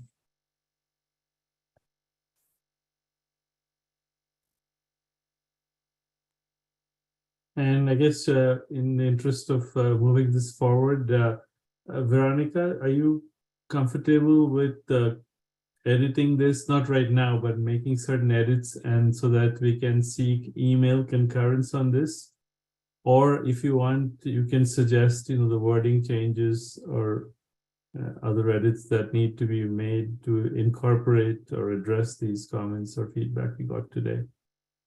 Yes, I could suggest some wording. I guess what I would like to know is whether what's the opinion of the panel with respect to this bullet that has been added, whether it should be reworded but not added to the tier 2 increased transparency with respect to the data header, but maybe move to the consider redundancy with respect to access to information, or whether there should be 2 additions, one with respect to the references that Dr. Archer mentioned, in adding references, and another one that could be some text added to the header that says consider redundancy. So that's just what I would like to have some direction before I suggest some wording.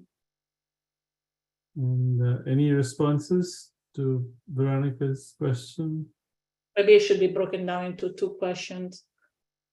Okay. So the first question would be, should that text that has been added by Naomi be kept within the header of increased transparency, but maybe modified to refer to references that Dr. Archer mentioned? So that's the first question. What do we think, panel members?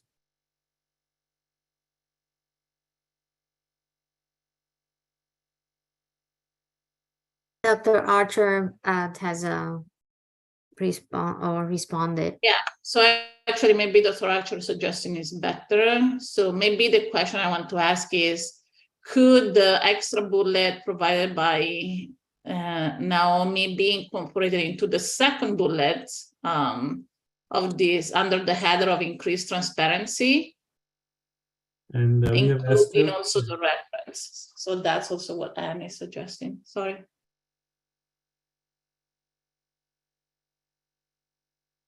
Go ahead. Yeah.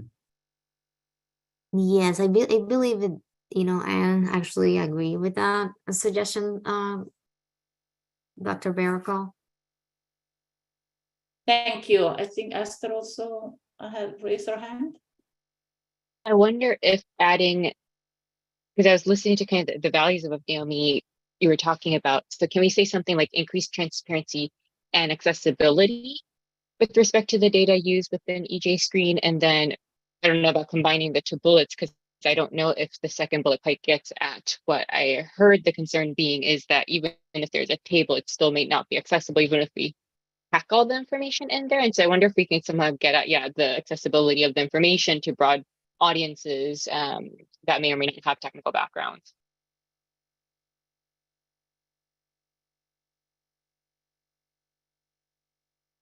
So just to make sure I hear you correctly, you're saying change the header to tier 2 short-term recommendation to increase transparency and accessibility. Yeah, that's what I'm suggesting.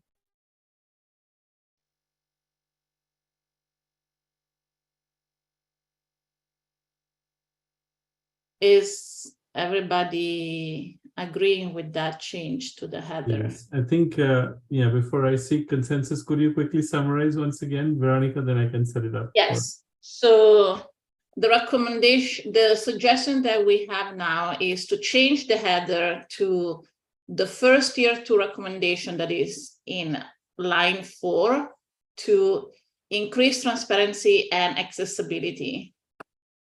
And then incorporate the new bullet that Naomi has added within the second bullet that is in line 11. Thank you. So now we can seek consensus on, revising the response to question number 7 based on what you just heard from Veronica. So everyone in favor, please say yes or yay. Yes. Yes. Yes. Yes. Yes. Yes. Thank you. Anyone opposed to this revision? Okay, so we have, I think, come to an agreement and concurrence for the responses to question number 7. Thank you again, Veronica, for all your work, as well as the other panel members who worked on these questions. And it is now time for a 15-minute break. And so basically after the break, we'll reconvene to continue our discussion on recommendations for topic number 3, which will be led by Sakovi Wilson. And I just wanted to double check with Zaida. We can reconvene at 2:25 Eastern time, right? Is that correct? Yes, that will be great. Yeah. Okay, so I'll see you all in about 16 minutes. Yeah, thank you.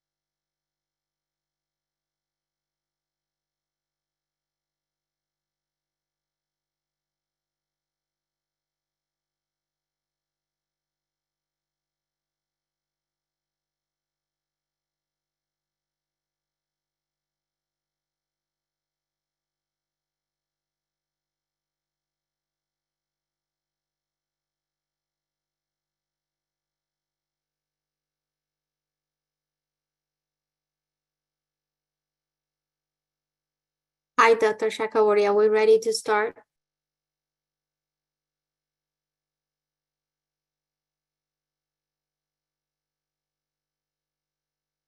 I think we have 1 more minute.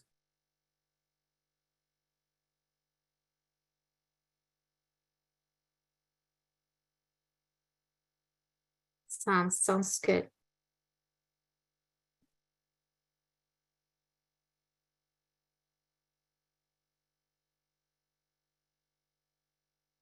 All right, welcome back, everyone. We are now ready to resume our meeting and start our panel discussion of recommendations, which for topic category number 3, which focuses on the demographic and environmental considerations in the EJScreen equations and comprises charge questions 8, 9, and 10.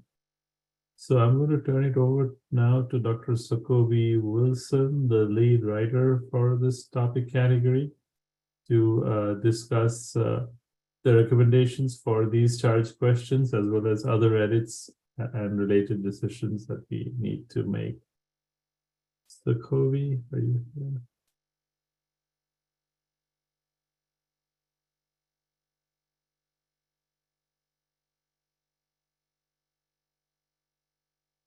Dr. Wilson?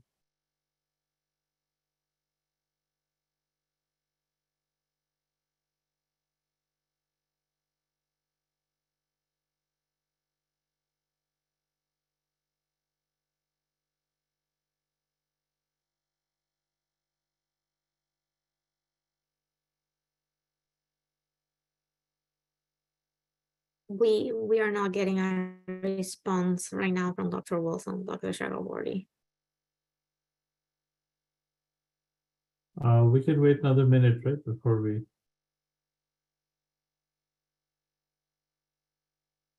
decide how to move forward. Okay, I'm here. Okay, welcome back, Sokobi. Are you ready to start your discussion of topic category 3 and finalize the edits and changes for charge? Yes, I'm going to read from my Word document. Sure. Okay, so this is topic 3, everybody.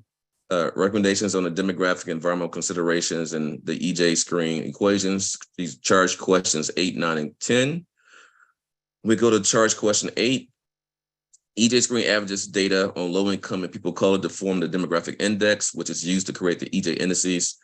The supplemental indices use an average of data on low-income, unemployment, less than high school education, limited English speaking, and low life expectancy to form the supplemental demographic index. Please comment on whether the demographic inputs using the EJ and supplemental index calculations reflect the peer-reviewed literature and current understanding of demographics on environmental justice, vulnerable communities, and if there are any suggested additions, deletions, or other changes to how these 2 demographic indices are calculated. So just kind of going through the discussion that we had as SAB members, I don't see any comments in the body of the discussion. I'm not sure if there's any comments that need to be from the SAB members right now. So I'll stop there before we get to recommendations, but, or should I just jump to recommendations? I'm sorry, Jay. You can go ahead and go to the recommendations. Yeah. So if you look at tier 1 major, there are no major recommendations for this particular question. In regards to short term, tier 2, we have some recommendations. The SAB recommends that the EPA conduct a sensitivity analysis in order to leverage a previous peer review report complete on the EJScreen that includes a sensitivity analysis. And then we have SAB recommends that the EPA include additional rural, environmental, and demographic specific indicators. The SAB also recommends that the EPA include other important vulnerable populations and microenvironments, either the main EJ index, supplement index, or as context layers. And there's 2 sub-bullets to that recommendation related to including immigrants, indigenous people, and single-parent households as context layers. And also that the EPA adds kindergarten to 12th grade education, K-12 data, as well as workplace data, such as data from OSHA as additional layers in the tool.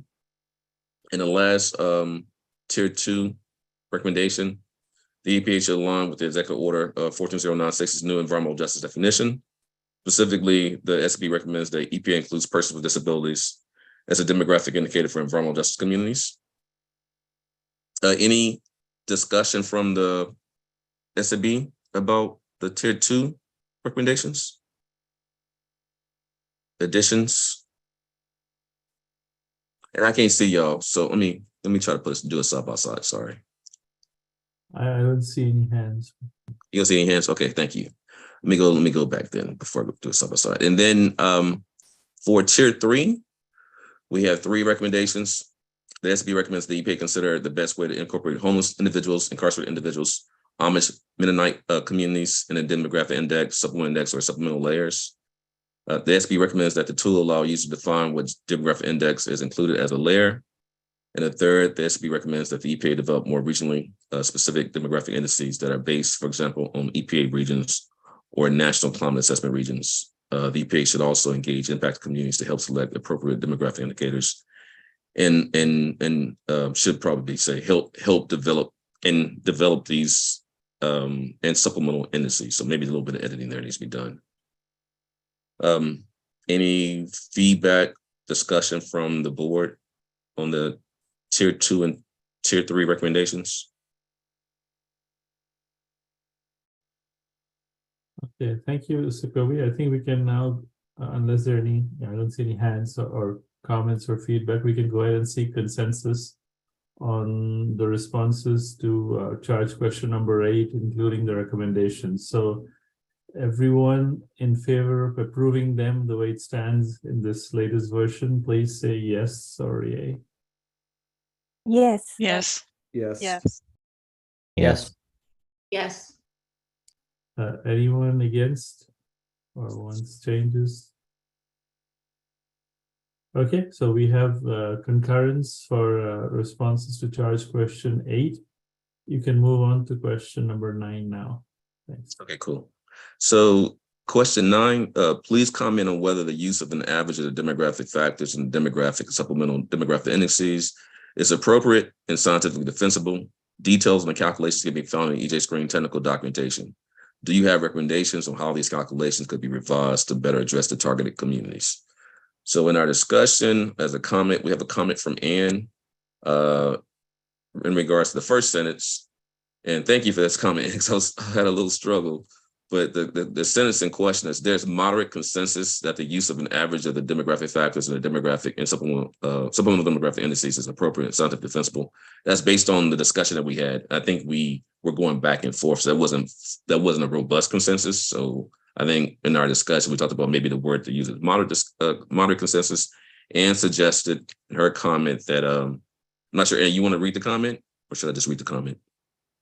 I can read it. I was just trying to figure out what moderate consensus by definition means. Everybody agrees. So I'm like, well, does everybody? So I just put in unsure what moderate consensus is and offered a couple of suggestions or consider, because again, I think I was trying to look back at my notes and see what our consensus was, and maybe we were divided about the use of the average, or we had, I believe you've used the term robust discussion previously in there. There was some robust discussion. Yeah. And so, and I don't think dissent is, I think my separate thing, I suggested there was some dissent among the group. I don't think that was, I rescind that comment, because I don't really think there was outright dissent, but just there's a lot of good discussion. There was good discussion. So yeah. So I'm not sure. Does it mean it's? I mean, we could have still. It could still, and then others can respond to this based on your comment. And thank you for that. It could still be with consensus. We just had really good discussions. A lot of good discussions. So I didn't know. That's why I put moderate, but maybe that wasn't a misuse of that word. So go ahead, Ann. Well, and possibly just, there was robust discussion about the use of the average demographic factors, because I do remember a lot of good discussion about that. It's a lot of good discussion. Yeah. So thank you for that.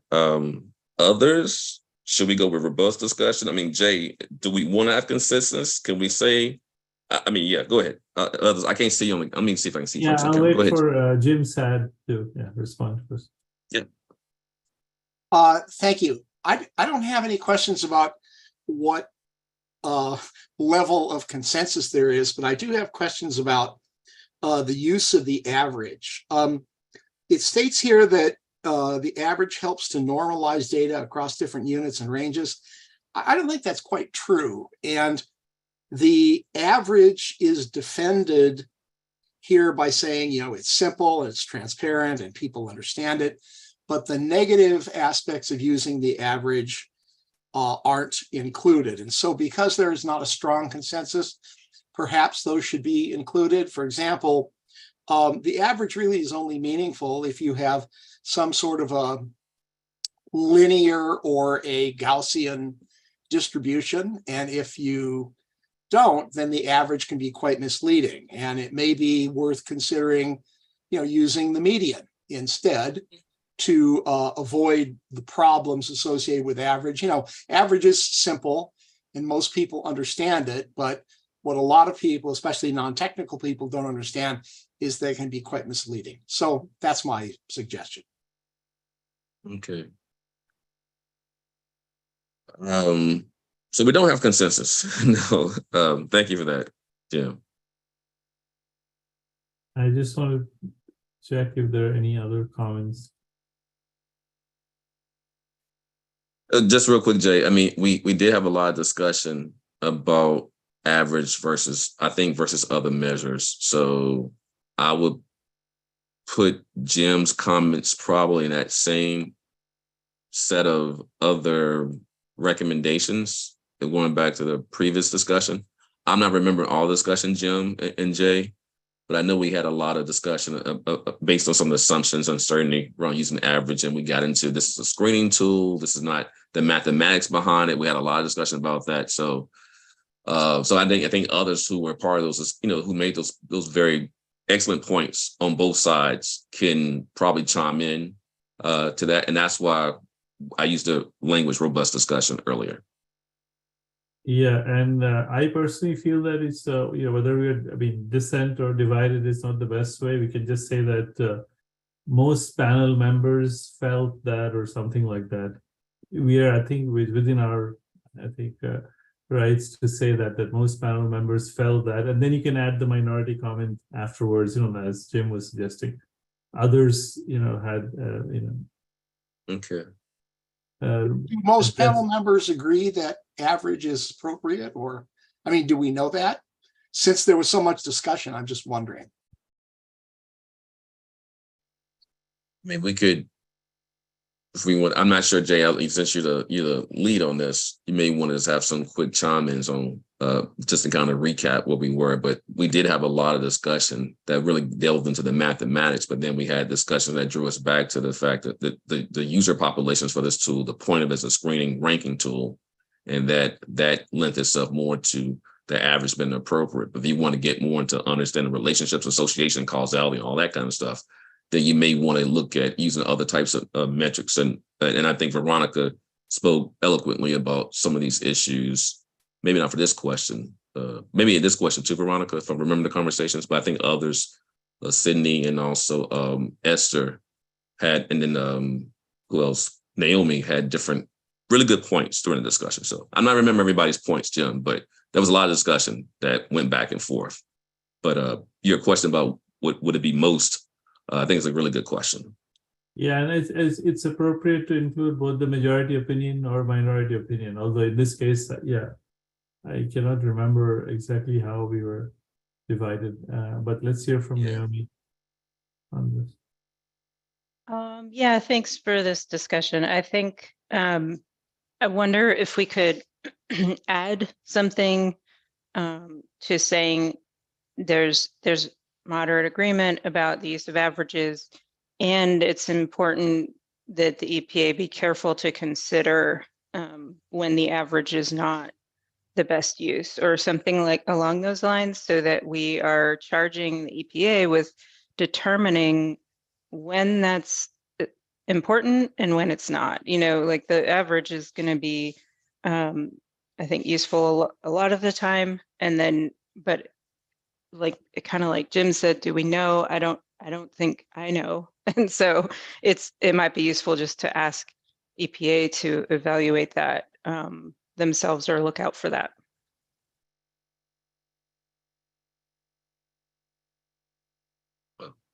Thanks, Naomi. Go ahead, Veronica. Yeah, I guess maybe this is a question as a non-native speaker, but when we say moderate agreement, does that mean that people in the panel agreed, but they were not very excited or very much in support of this? Or I am just confused about what the word agreement means. I don't remember that I said, yes, the average should be used all the time. So I that's why I struggle with the word agreement, or whether I'm confusing the difference between agreement and consensus, or that's where the line lies. And maybe I'm having myself dissed out just because I'm not a native speaker, but I would like to know what's the difference between, say, moderate agreement versus moderate consensus, and if the word agreement implies that we were all okay with using averages. Yeah, I think, yeah, I'm just trying to recall the discussion. That's why I just keep leaning to there was robust discussion. It was very good discussion. And I think in the end, you know, on the back end discussion, and not remembering the different points that were made, but maybe Cindy and Esther made a few points. Maybe it was Cindy made a few points that to remember that this is a ranking screening tool and it's in a discussion.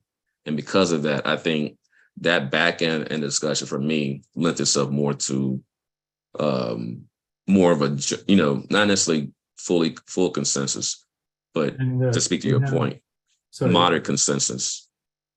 Yeah. We have Naomi and Jim Sad with their hands raised. Oops, mine's an old hand. Sorry about that. Okay, Jim, you can go ahead. I just wanted to say that I think we should avoid using moderate consensus because that's really an oxymoron. You either have consensus or you don't. So moderate agreement, or describing the sort of equivocal or lukewarm level of agreement of many of the panel members, something like that. But I think consensus is a specific word with a specific meaning that really doesn't belong here. I think the best option would simply be to discuss, or maybe put in table form, different options in addition to average, and the assumptions associated with each one, the problems associated with each one, or simply ask EPA to evaluate different options themselves. I'm sure they're very capable of doing it. You know, you could use ranking. There's all sorts of ways that you could do it. But anyway, that's my comment.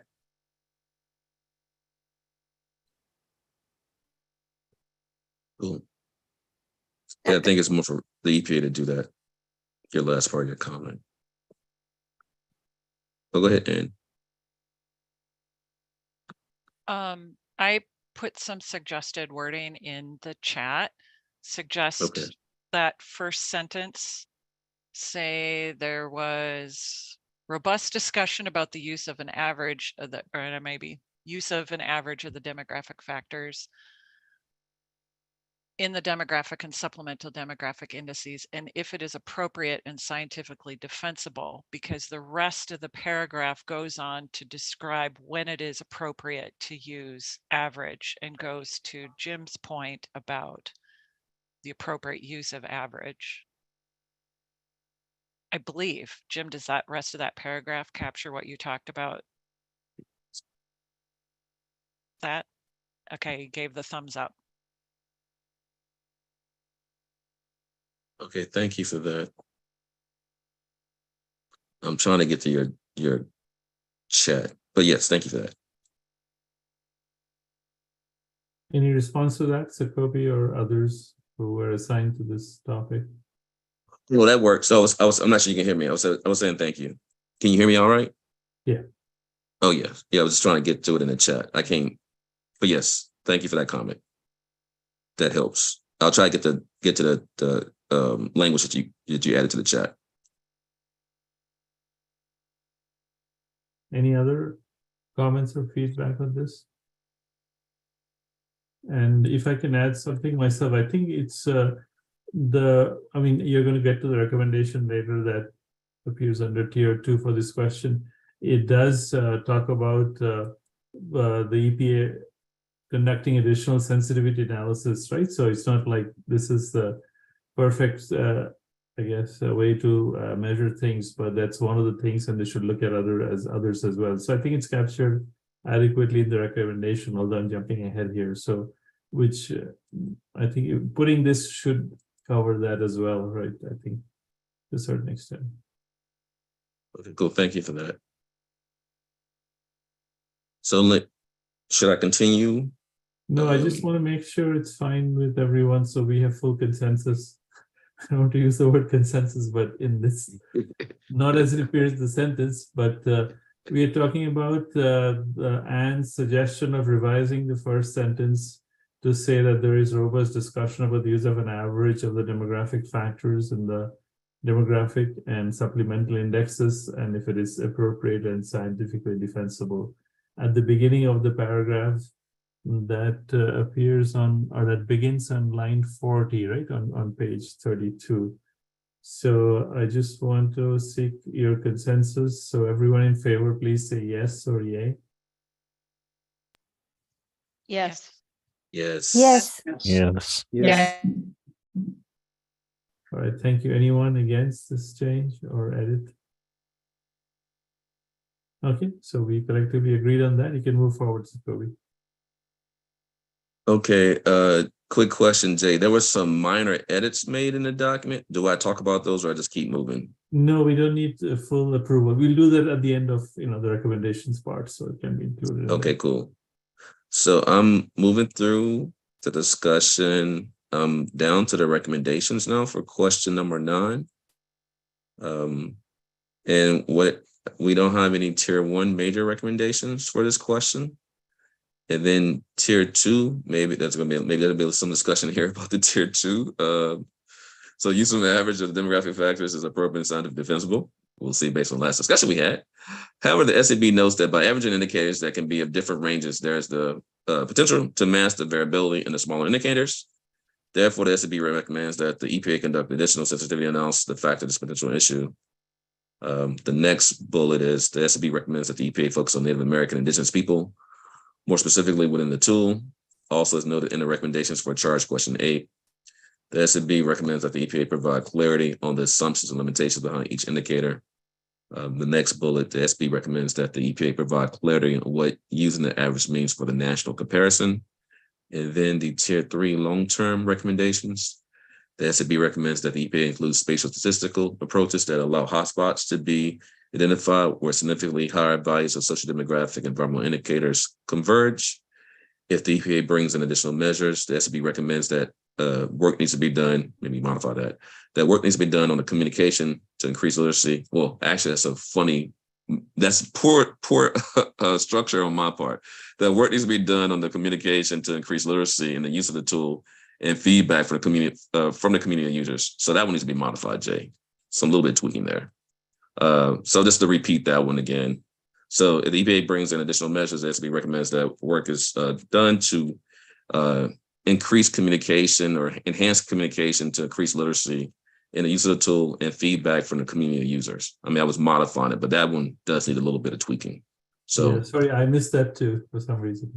Yeah, no, it's fine. I think just in my edits, I didn't clean it up better. So sorry about that. So from SAB, any feedback or thoughts about the tier 1, tier 2, and tier 3 recommendations for question number 9? Let me go to. Oh, go ahead. Yeah, you got your hand up. Go ahead, Jay. Yeah. Sorry. I just have a question about the hotspot 1. Do you Oh, want? that's the J, Jim the J. Go ahead. Spatial guys, go ahead. I'm sorry. Am I going out of turn or? No, you're good. No, go ahead, that's yeah. Jay's recommendation. Go ahead. So you'll be Okay. commenting directly to Jay. I think it's Go a good ahead. recommendation. I just want to clarify something.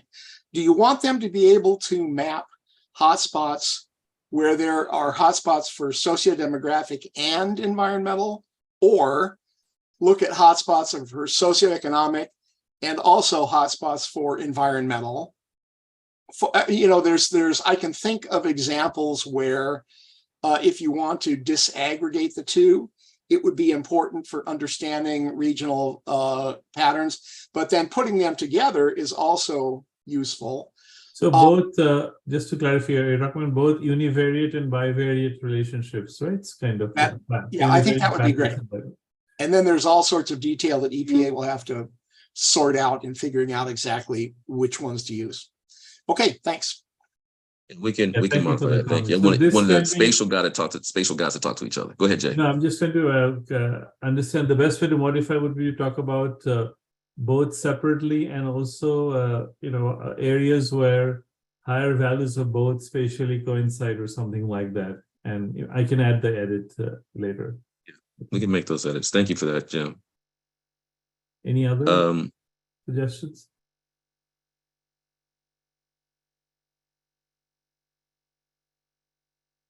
Okay, I think we can seek consensus based on these revisions that we are discussed for.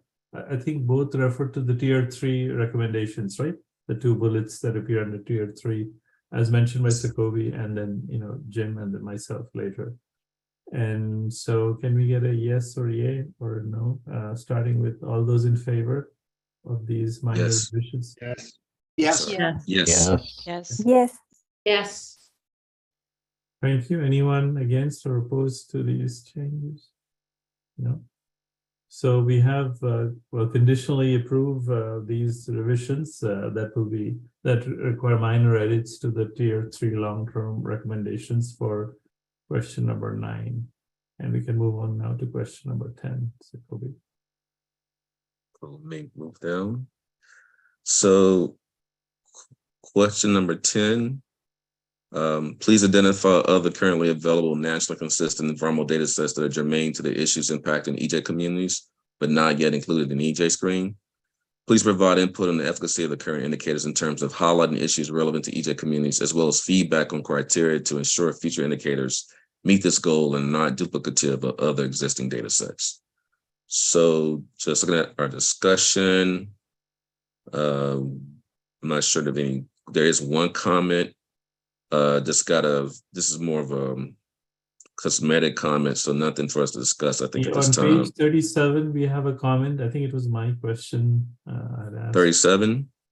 What line is it, Jay? Oh, go ahead, Jay. What line is it? 37? Line 6. The acronym used here. Oh, the acronym. Okay, yeah. Okay. Yeah, I put that in the chat there. Okay. Okay, cool. Okay, we got that. Okay. I didn't know that. And but thank you. Right. So, and on page 38, any feedback or comments, suggestions, additions to the list? This is your chance. Rest of the panel. Otherwise, you can move on to the recommendations on page. And go ahead. okay. Is this? I think this is where we talk about infrastructure, and possibly include that utilities. Whereas again, this one gets problematic because I'm not sure if there is a nationwide utility thing. I know there is stuff about like grid, the electrical grid. So, and that could have to be dealing with utilities. Possibly just add another bullet point about utility, or the word's escaping me from our the comment letter. that we got. So Utility costs. Oh, I'm sorry. Yes. Utility cost. Thank you. Utility costs. Okay. And well, okay, cool. We can do that. Yeah. That would be another way to address the letter we received. Oh, say it again, Jack. I can't hear you. Say it again. Sorry. No, that would be another way to address the points raised in the public, the letter we got. Yeah. Okay, I got you. Okay, I can make that addition. Not a problem. Other comments? And we can move to the recommend. Okay, well, okay, cool. Thank you. Well, hold on a second. Sorry, I'm scrolling on my Word document. So, the tier 1 major recommendation, the SB recommends that EPA provide a well-developed rationale for the inclusion or exclusion of indicators that represent the conditions that environmental communities experience, i.e. if the indicators were not included in the tool, why that was the outcome. For example, an indicator was considered why it was or wasn't included in the main EJ index, supplemental index. This step is necessary to increase the transparency and validity of the tool. And we got a comment from Dr. Archer that similar to his comment for tier recommendations for charge question 3, he highlighted the text provide a well-developed rationale for the inclusion or exclusion of indicators. This highlighted area is not clear to me, and I think that may need some further explanation. What does well-developed rationale mean? So thank you for that comment, Dr. Archer. And so we need to, I'll pass the mic back to you, Jay, if you want to. Yeah, if I just wanted to, I was going to add my 2 cents to that, but I just want to see if there are any other comments and feedback from panel members regarding this comment for the tier 1 recommendation. Yeah, I mean, I don't see. I was going to suggest that instead of well-developed rationale, right? That was the concern, right? Yeah, we can change it to adequate justification or something like that. Okay. Adequate justification for the inclusion or exclusion of indicators. I think I used the term somewhere else while in the editing process, but let's hear from Reg. Yeah, I think just in each of these recommendations, anytime we use some of these adjectives and adverbs to describe or try to enhance the definition, what exactly does well-developed mean versus developed or just justification? We want justification or well-developed justification. And that is kind of abstract. So it's either justified or it's not justified. That's one way to think about it. Or when we use these other terms, enhanced or better, if it's better, then does that mean what we had before was not good enough, or something like that? So I think that's why these two, I highlighted that they were related. Again, this talks about inclusion or exclusion of indicators.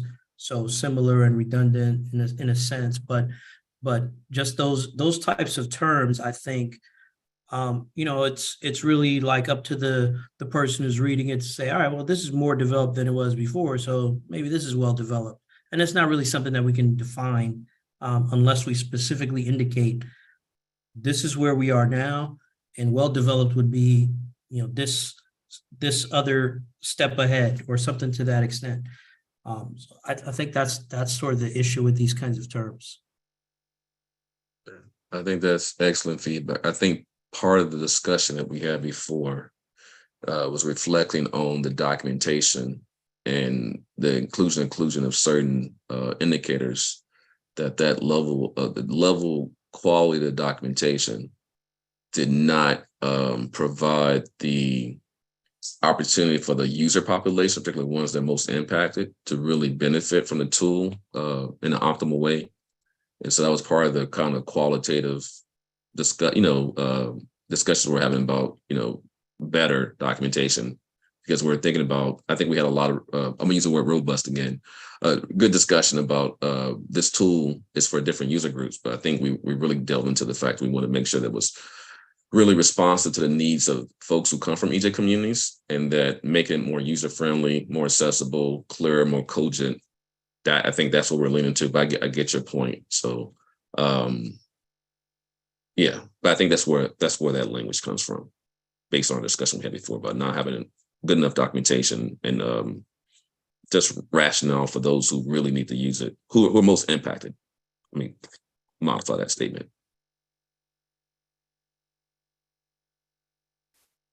Back to you, Jay. Yeah, I'll just see if there are any other comments or feedback on this particular change for tier 1 recommendation.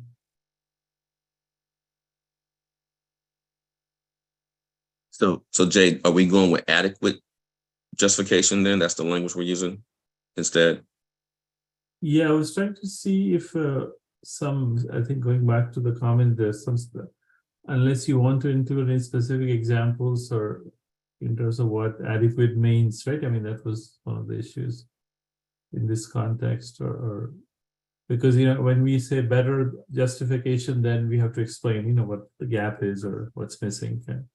Yeah. So, well, I'll let you decide what's the best in terms of what we just discussed, in terms of the word choice. But I think, again, Dr. Archer makes great points. So I think for our purposes, probably we want it for this document, adequate works, but in the execution of what the EPA is going to do, being able to compare the previous version and getting feedback. So we talked a lot, I think in this question, we talked about feedback loops with the impacted populations to make sure they're able to, that tool is really, working for them. Then they would be the ones that give us feedback on the current documentation, why isn't good enough. And I think I made a comment, that a lot of my community partners and a lot of folks on NEJAC, National Environmental Justice Advisory Council, have expressed concerns about the documentation, ease of use, navigability, the ability to understand how to use the tool. And so that's where my kind of commentary came from, through working with all those partners and their feedback, but needing to have more of an iterative process as the EPA moves forward and making sure that the tool is working for those who are most impacted. But for this purpose of this document, adequate works.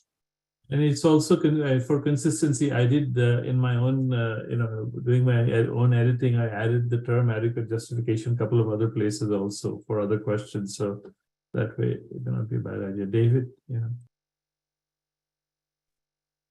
Yeah, sorry I missed this on my first read through, but I recall from our last meeting, we were discussing these recommendations. I think there was some discussion of modifying this first bullet, in particular, the let's see, the sentence that begins, for example, because I think what this asks EPA to do is to not only justify indicators that are included, but potentially to justify things that are not included. And I wonder if that's too open-ended of an ask of EPA, right? Because I imagine that they have considered lots of indicators, and that could be a pretty big task, a big heavy lift, as opposed to just telling us why is they chose the indicators they did for the two indices. So I don't know if that's an editorial suggestion or I think I wanted to just put that out there. Yeah, I think I'm sorry, David. Sorry for interrupting. I think you're right. I thought we said it. Maybe I didn't catch it. That it was supposed to be only the ones that they included, not the ones that were not included. So isn't that right, Jay? I think that's probably on me. And that edit didn't get in there during these different iterations of this document. Yes, so I can make that change statement. Okay. And I'm going to see if there are any other comments or feedback, then we can move forward to seeking consensus on these changes. It is content related a little bit, but yeah, as long as it's in there from what just mentioned, I guess, based on David Koniski's comment. Okay, so do we have consensus with making these changes to the first bullet for tier one recommendations in terms of adding adequate justification? And also, I forgot exactly how Jacoby you mentioned you're going to rephrase Yeah. That's particular statement in terms of the just for the indicators that were included, not for the ones that are excluded. Just for the Yes. not not just So can we get a I'll take yes care of it. or a yay on that? Yes. Yes. Yeah. Yes. Yes. Yes. Anyone against or no? So I think we have reached a collective agreement on the responses to charge question number 9. Which No, is that right? No, Jay, I think we only got through bullet 1. Oh, sorry, you haven't finished that. Yeah, so we're in charge question. We're in charge question 10, Jay, but we only got through bullet 1. Am I right? Am I confusing myself? No, go ahead. 10. You're right. Okay. So let me try to get us through the rest of it. Thank you, Jay. Bullet 2 under major, the SCB recommends that the EPA include documentation explaining how the data was collected and provide better documentation and justification of all data sets and indicators for the current tool. Tier 2 short term, the SCB recommends that the EPA use census block groups, and tracks that may be useful for urban areas, but other units of analysis may be more appropriate for rural areas. We have a little editorial thing there. The SCB recommends that the EPA develop criteria on how the data will be used, i.e. would the particular indicator be included in the main EJ index, supplemental EJ index, or as a layer that could be added to demonstrate a particular distribution or visualize an environmental phenomena. The SCB seeks clarification about how the EPA addresses regions of the country where the tool misses the environmental socioeconomic factors that contribute to environmental injustice. For example, populations of the area parts of the US Southwest and where people live in the borderlands.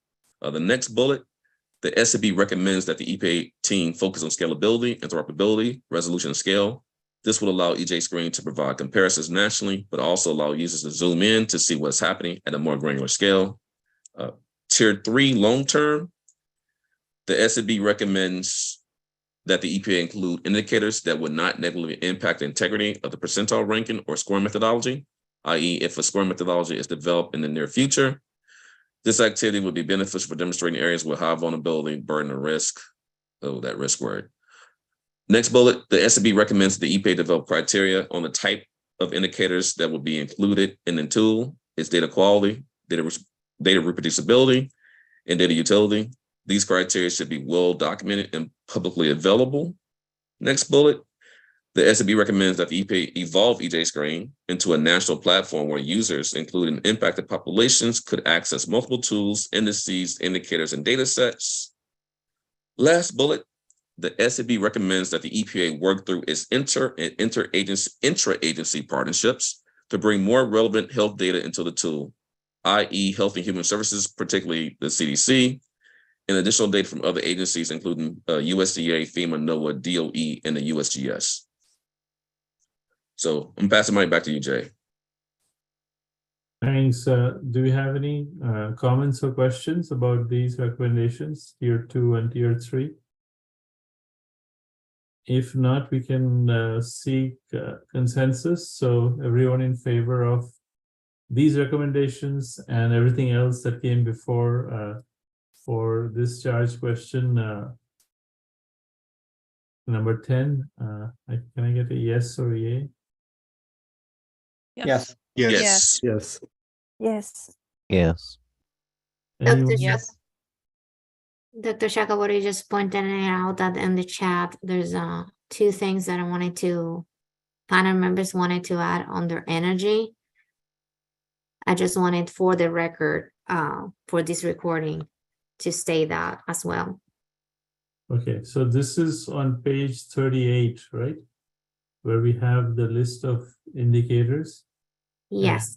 And Sakubi, could you confirm exactly the wording that we are adding? It's energy costs, right? Or Oh, I thought it was utility costs. utility or using energy costs. We're adding utility Yes. costs. Yeah. Yes, utility costs, and I don't see what's in the chat. So Yes. LNG facilities. okay.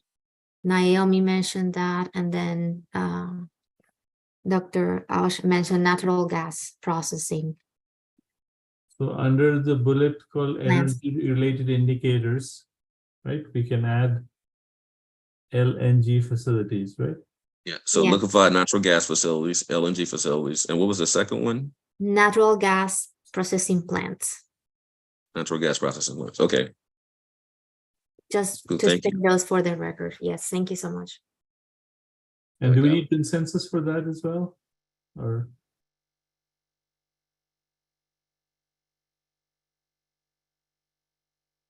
I'm assuming not, since we've already voted on the whole thing. And utility costs will be Separate bullet. under energy, right? Or its own separate. It can be under, well, it is energy related. It's, I think the stuff that's under energy related, I'm sorry, I didn't raise my hand. This is Anne. That's okay. In the context on which the comment was made, and then if we talk about it in relation to disadvantaged communities, low income disadvantaged communities, it's actually the cost of them. So that Okay. would be a separate billet. Whereas the energy related indicators are potential Infrastructure. sources of pollution Yeah. Yep. and permitted Okay, cool. facilities. Okay, I'll separate it. I have a separate bullet. Thank you. Marjorie? I mean, the bullet previous to that has resiliency related indicators with housing infrastructure, food infrastructure, and it seems like in transportation. I realize those are infrastructure, not economic, which income related can be those that you're talking about. So I've just wanted to ask what the title of that bullet you were thinking of for the more economic related aspects of living utility costs versus, it seems like either it could be related indicators and costs or something if you wanted to combine those. And if not, what would the bullet title be to include the economic aspects? That's a good question. I mean, it could go there under the salutogenic and resiliency related, but should I have a separate economic bucket? I mean, I think the title would have to related indicator and economic would have to be part of that title piece if, we decided to include the economic ones in it. And if not, to keep it separate, then I was just, it would probably have to be some kind of economic bullet or cost, livability cost, or I don't know what. We've not really defined that whole piece of it. I don't recall that we had, because we hadn't really had that discussion previously. So if we wanted to use a term and define it, this might be an appropriate time to do that and then be consistent in the document. Although we have approved most of the documents, so that may not make sense. There's a lot to chew on there, Dr. Alien. I'm not sure which direction to go, but no, thank you for the feedback, though. Go ahead, Jay, your thoughts?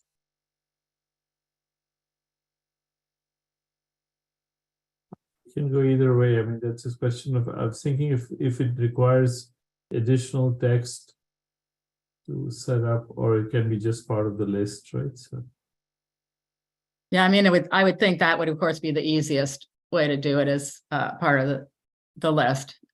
And then it's sort of self-explanatory in some ways, and the text has already described it, so. Right.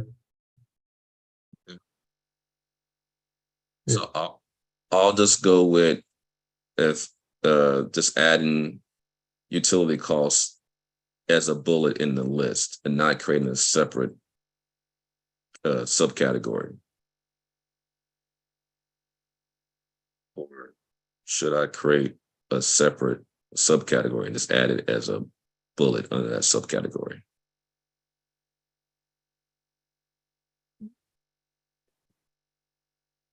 Anyone else have any thoughts or opinions on that?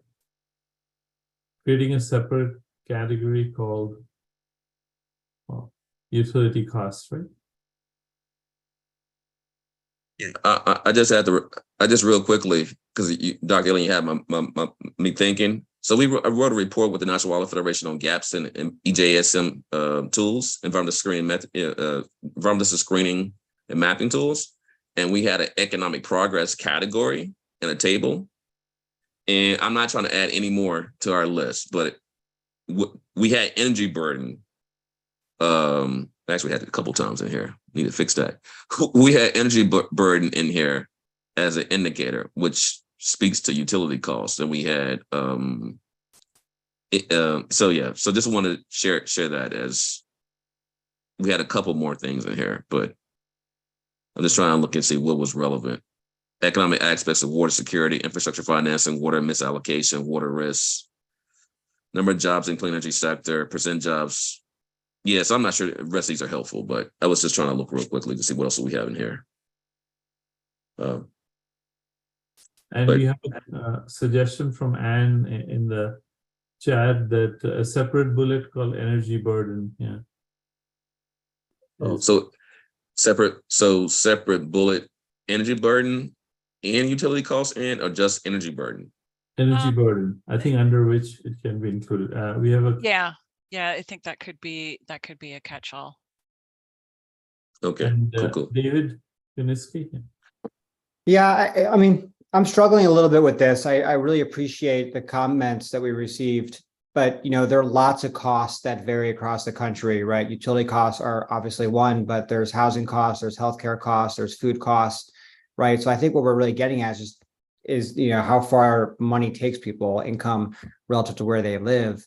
And we can certainly add utility costs, but that's just like one indicator, right? And it's not just energy, it's water, it's waste, it's all sorts of things people pay for. So we haven't quite worked our way through all these things. And I don't know that just calling out one is really accomplishing or getting at what's at the heart of this, which is the fact that people's costs, vary quite a bit across the country, depending on where they live. So I don't know. I want to be responsive to the comment, but also mindful of the fact that we're only really addressing a small piece of what I think is a much larger issue.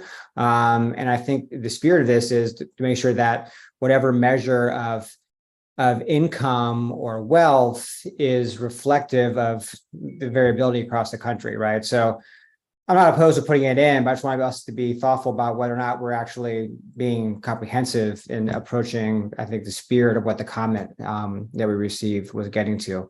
I worry we're just kind of doing a Band-Aid approach here, and it's not really giving the EPA much guidance or anything useful that they can take.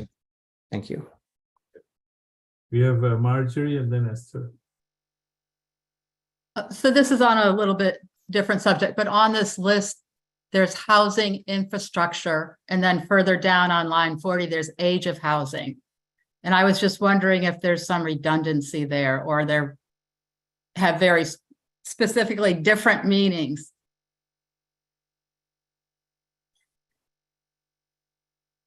Thanks for those questions. Off the top of my head, maybe they're redundant, but I didn't even think about it. I don't think so, but maybe need to have some clarifying language to separate the two. Dr. Alien.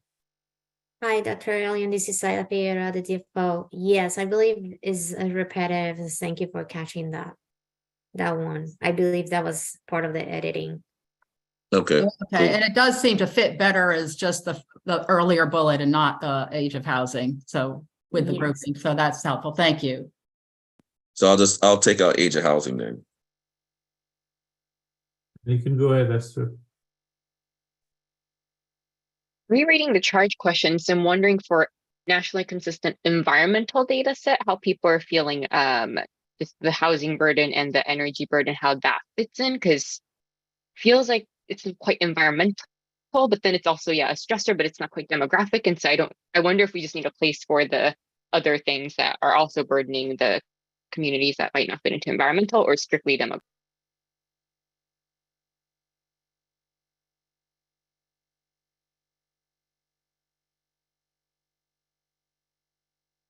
Jake, can I have a quick response to that? Yeah. Go ahead.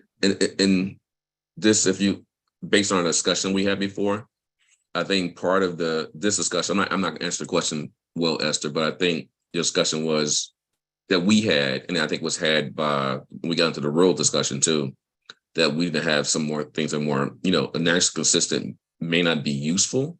For communities that are experiencing EJ issues, you need to think about spatial context and, spatially relevant context-specific indicators. And so I think our discussion delved into that a little bit more. And our discussion delved into it a little bit more. I think some of these indicators came out of discussion that these things will look different, as David's saying, across different parts of the country. But I'm not sure. I'm not sure it's going to be truly nationally consistent. And I think we had a really good discussion on that. Jim? I really have to echo and approve of David's comments, and also Esther's. And, I'm wondering what would be wrong with just considering a wealth indicator that is independent of income that's often used in EJ and social science research, and is very meaningful, and it's available at the geography that we want, and it's nationally consistent, and that is percent renters versus percent homeowners. I think that using that captures a lot of the variability and, energy costs and in all sorts of what it costs to live. And it's something that we have in every census, and we have updated with the ACS. And I think it's far better than, say, age of housing, which is, I don't even know why that is relevant, to be quite frank with you. Anyway, that's my comment.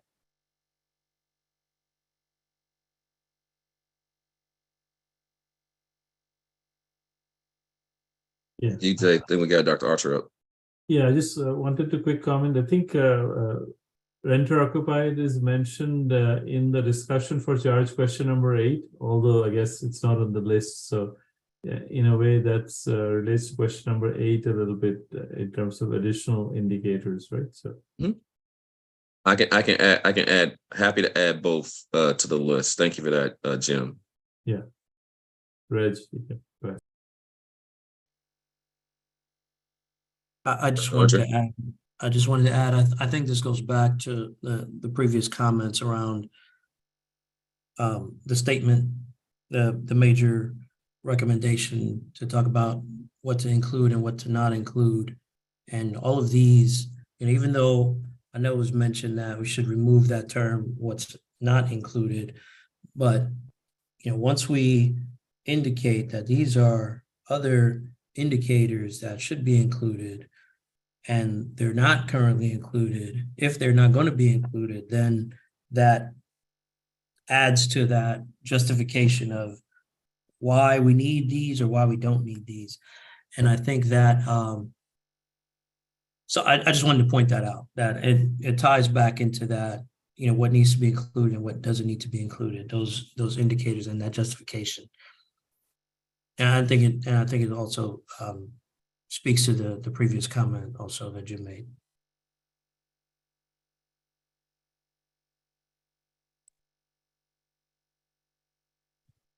Thank you. Any other comments or feedback?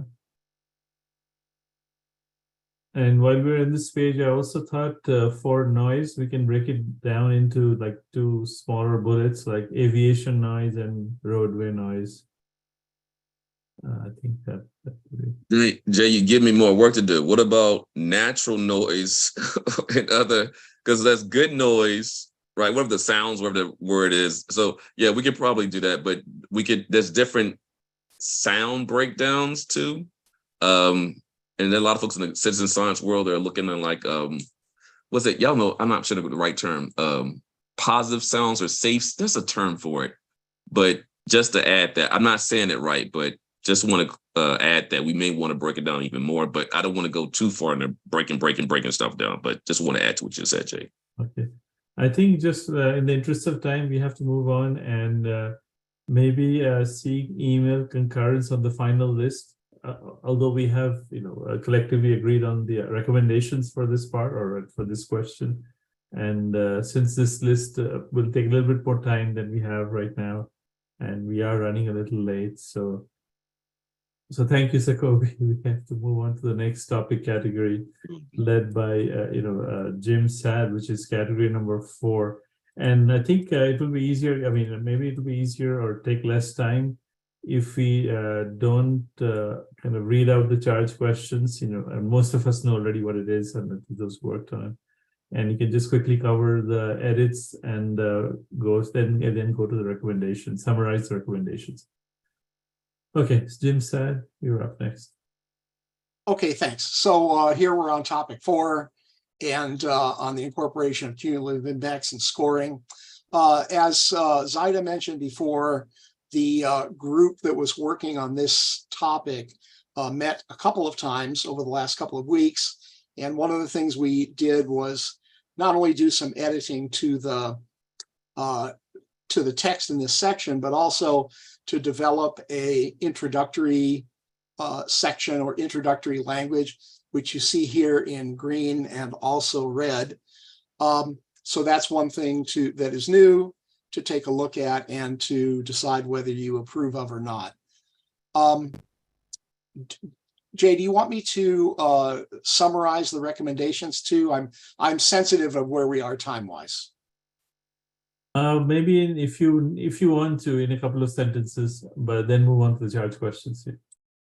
Okay, really quickly, the charge question 11 just focuses on threshold maps and how how well they characterize cumulative effects and whether or not we can recommend some improvements. And we in fact do in our recommendations, which include options to aggregate and export the data at different geographies in order to be more policy specific.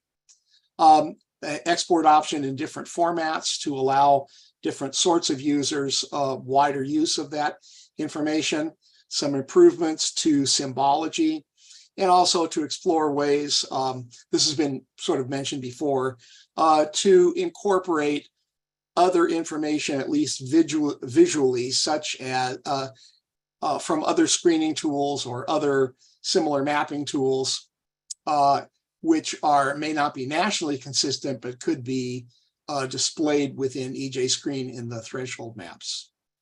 So with that, I'll ask my colleagues and anyone else to comment either on this introduction or charge question 11.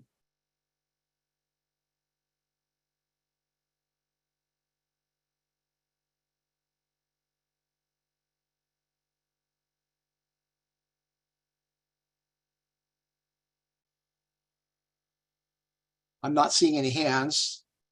Maybe it's because it's good.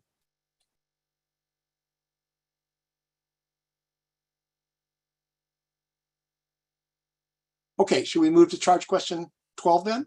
Actually, if you could move to the recommendations, yeah, there is a comment. Oh, yes, there is a comment under the tier 3.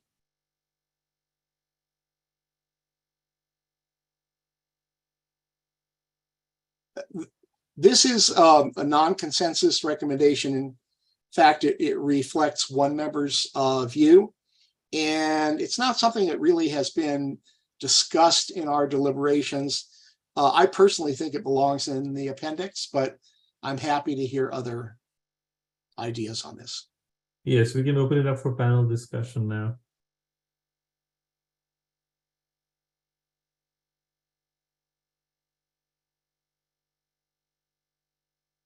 We're discussing whether the tier 3 recommendations should belong in the appendix or where it appears right now.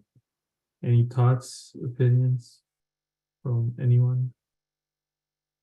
If not, okay. Oh, hold on a second, Jay. I'm sorry. I was trying to read it. And I apologize, Jim. I wasn't able to contribute much before in the editing. What's the issue with the last? You said it's one individual feedback in the tier 3. It came early in the process from one individual. It's never been discussed or followed up upon in any of the other communications or discussions that we've had. I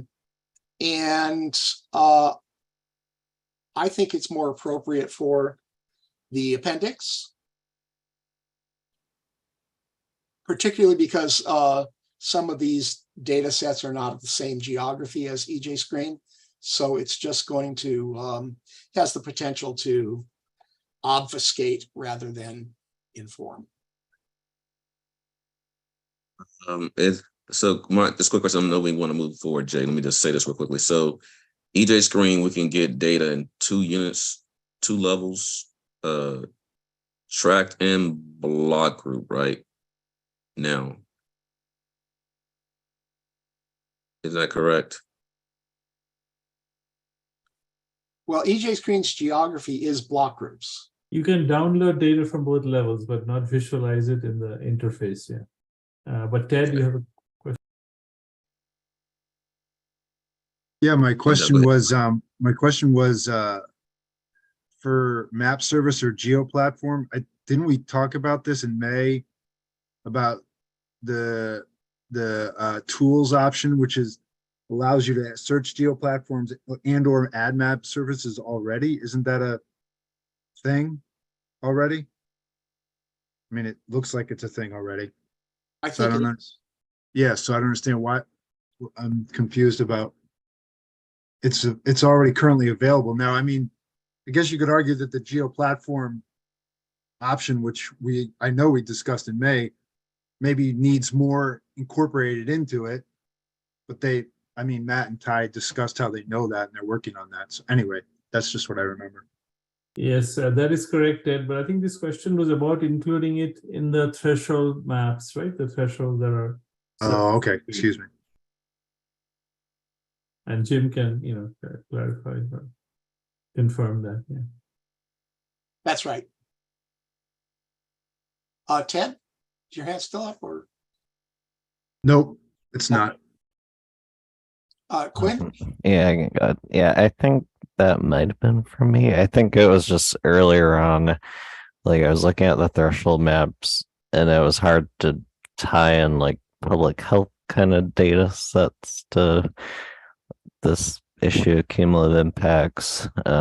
As we've learned about the tool, we can compare data sets to each other more so. Yeah, I didn't know about the geo platform functionality earlier on too. So yeah, maybe we just take it out of a recommendation because it's already kind of being done in other means in the tool. So yeah, I don't want to confuse people and stuff. So thanks. Okay, so if we take that out as a tier 3 recommendation, which I guess means we don't have any tier 3 recommendations, are we ready to ask for consensus on charge question 11? Yes, so we are proposing that we remove the tier 3 recommendation for charge question number 11. And I just need a yes or yay for those in favor. Yes? Yes. Yes. Yes. Yeah. Yes. Anyone against removing this bullet? Okay. So we are going to remove the tier 3, the only tier 3 recommendation that appeared in this previous version for charge question 11. And now we're ready to discuss question 12. So charge question 12 asks for our feedback on a cumulative impact score within the tool. We all acknowledge the reality of cumulative, of multiple pollutant exposures and social determinants of health, and that they can result in cumulative burdens, both the individual level and communities, that this is a subject of great concern among EJScreen users, and that some researchers have attempted to develop these sorts of single scores. So our report, the text identifies a number of challenges and limitations and problems associated with developing such a score using EJScreen indicators, and we describe those in detail, and also list steps that the agency might consider toward the goal of characterizing cumulative burdens. So there are some small edits that you can see on the screen And maybe if we could scroll up, we could see any others. Yeah, the next few pages. Yeah, we got to go up. There we go. Yeah, So, these are minor editorial edits, so yes. I don't think we need to get into that. And So- the next so- page Yeah. has the recommendations, right? 44, yeah. So should we go to the recommendations, or do we want to look at the text edits? I think we're fine with the minor edits. We want to Okay. reach consensus on the major content part, yeah. Okay, so as far as the recommendations, there's a lot of green on the screen here, but what you're really seeing is that recommendations have been moved into a different order rather than being deleted or added. And there are a couple of minor edits here as well. So I'm happy to hear questions or comments from other members.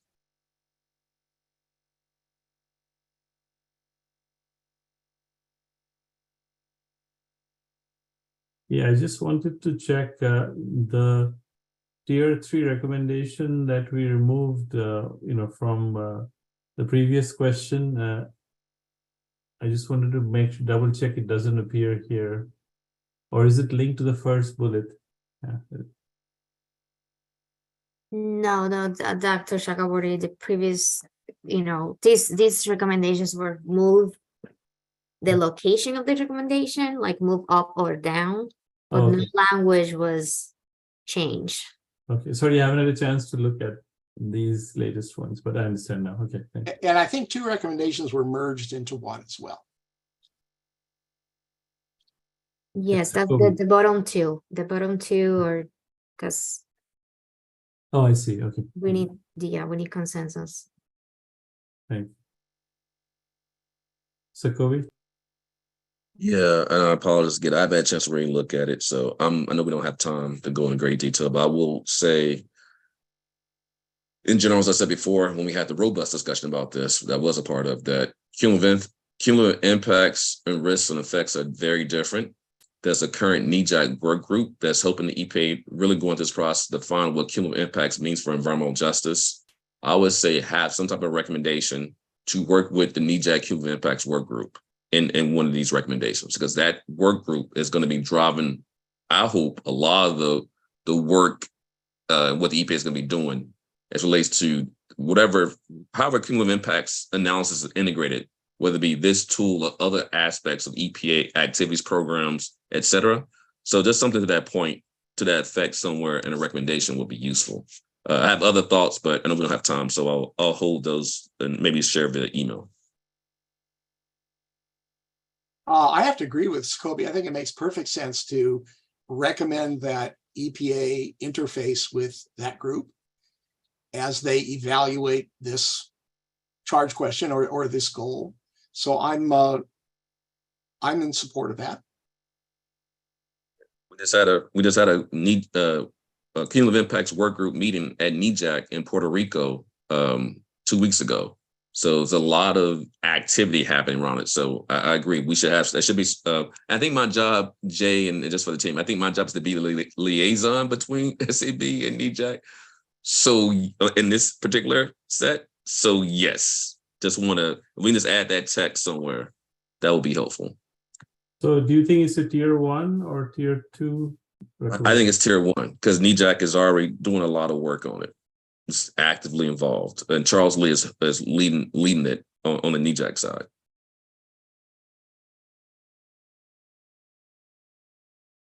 So how do you want to phrase it, Jim or others, from topic 4, that the SAB recommends that the EPA collaborate with NEJAC, or the NEJAC coordinate with the NEJAC cumulative impacts work group.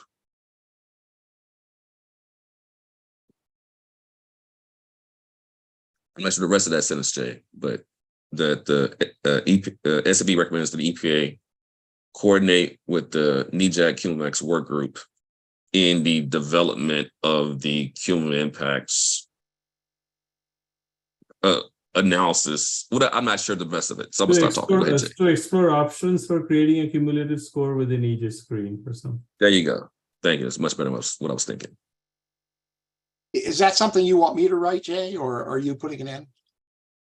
I'm hoping the DFOs that they're keeping track of that as well. Zaida, I wasn't sure if we can go back to the. Yes, I'm keeping track of most of the changes, but I accept the ones that needs a lot of editing, but I can definitely add these ones since I'm familiar with the NEJAC work group. Thanks. I've taken some notes, but not for everything. So again, let me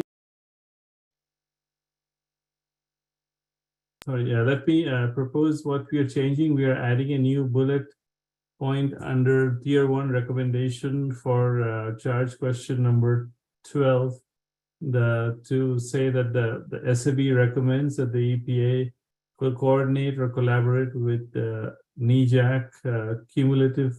Sokovi, can you just repeat the name of the NEJAC's Cumulative Impacts Work Group. To explore options for developing a cumulative score within EJScreen, which relates to the charge question, right? Yeah. And Marjorie? Yeah, just quickly, Quinn also mentioned this in the, these are the summary points, and this hasn't been mentioned in the previous text, but it seems like a good place to mention it. There's that list 1 to 5 on page 43. That actually, it could be like the first one being coordination of data sharing across jurisdictional boundaries. And it seems like that would be a good place, or another bullet underneath that, to mention that specific group so that it then follows as a part of the summary. I agree with that. I think that's a great place to put it, and it makes sense for it to be there. Yeah. Thank you, Marjorie. Michael? I just wanted to add some clarification around this idea of a cumulative impact or index. Is that I know we're speaking specifically now about it being used for EJScreen, but I think, being a part of other advisory groups at the EPA, specifically in the Office of Research and Development, they're also working on cumulative indices, and wondering, can we, I know we say that the SAB recommend EPA does this, and I hope that is encompassing of other EPA offices that are engaging in the cumulative impact work, and not just, say, EJScreen who is doing it. So just that emphasis is there, so that we're not trying to, different offices aren't trying to do different things. So intra-agency coordination. I'm sorry, Jim. This was it. Go ahead. I just want to clarify. So, Michael, are you saying that we should be recommending that EPA, writ large, be engaged in all of this coordination? That seems to be outside the mandate of this SAB. I'm not saying it's not a good idea, but it just doesn't seem within the focus of what we're doing. Yeah, I agree with you on that. I don't know how to word it, but I just don't want it to be so narrow in scope. I don't know how we address that. Meta, the DFOs have some suggestions there. I mean, I would hope that, these government agencies are functioning efficiently enough so that there's lots of coordination of people that are interested in cumulative, fill in the blank. I don't know if that's happening or not. So I do believe, and this is I figured out the DFO, I do believe it will be worth just expanding that recommendation of exploring the development, or exploring the options to develop the cumulative scores with NEJAC and other Office of Research and Development. I do think spelling it out will not hurt, as to be more inclusive rather than just one group. I understand, like BOSS, for example, they also have groups working on these issues, and then there are multiple individuals working on these issues actually across the agency, but calling for coordination as major recommendation, I think is appropriate. Both intra and interagency collaboration coordination. In a recommendation, it can be one bullet, and on page 43 we can mention specific names. Exactly. Yes, we can definitely do that. And if it's in that section on bottom of page 43, it sort of follows logically that as these panel discussions and workshops and webinars are developed, that these different cumulative groups report in as part of the content of those meetings. That will be utopic. That will be ideal. Yes. Right. Okay, I think we're ready to. That's good. Seek consensus then, unless there are any other. So everyone in favor of including this new bullet and including supplemental text on page 43, the page that comes before the recommendation, I need a yes or yay. Is there going to be a new Yes. bullet if we put it in 43? I'm sorry. If it's put on page 43, is there also going to be a separate new bullet? As a tier 1 recommendation, you mean? I thought the suggestion was that it fits better on page 43 as one of those bullets than as a separate recommendation itself. Yes, that was my understanding, that bullet one, the coordination of data sharing, and that we were going to actually add The names a of little the. bit- yes, this intra-agency and interagency coordination. Okay. Mention it here, but then also mention it as a major recommendation. Okay. Okay, so can we get a yes or yay on that? Yes. Yes. Yes. Yes. Yes. Yes. Thank you. Anyone opposed? In that case, we have collectively agreed with the text changes and recommendations for charge question number, where were we? Number 12. 12, right? And moving on to 13. Okay, charge question 13 asks the panel to consider weighting of individual indicator metrics within EJScreen if a single score was developed. And again, we point out a variety of problems associated with weighting factors simply that arise from the nature of the indicator data itself, that you have variables that are highly correlated, that there's little quantitative or evidence-based analysis of what these relative weights should be, and there'd be a great deal of subjective judgment that would be required.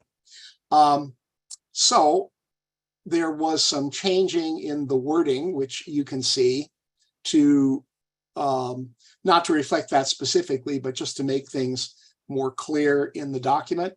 And then we have just a very short list of recommendations. Is there any discussion on the editorial changes that you see in front of you?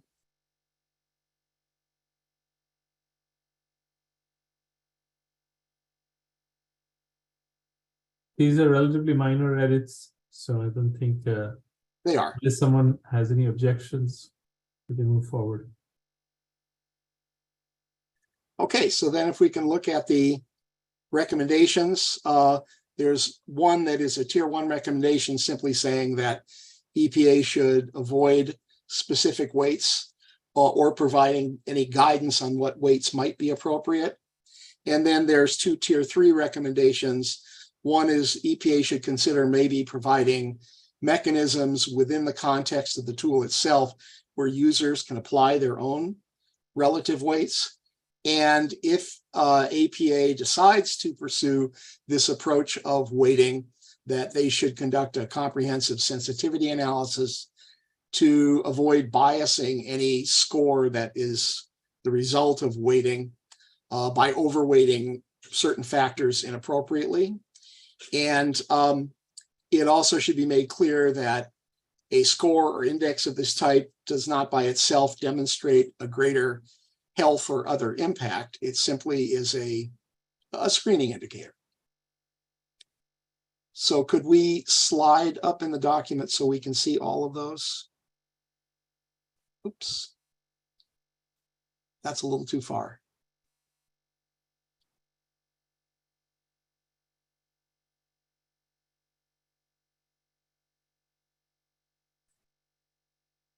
Anyway, there's been no editing of these recommendations, so I guess you could look at them all together on your own version of the document, or can we not see across page breaks in what's on the screen? Not in PDF format, I think. Okay. Is there any discussion from panel members or others associated with these recommendations? Recommendations under tier 1 and tier 3 effectively.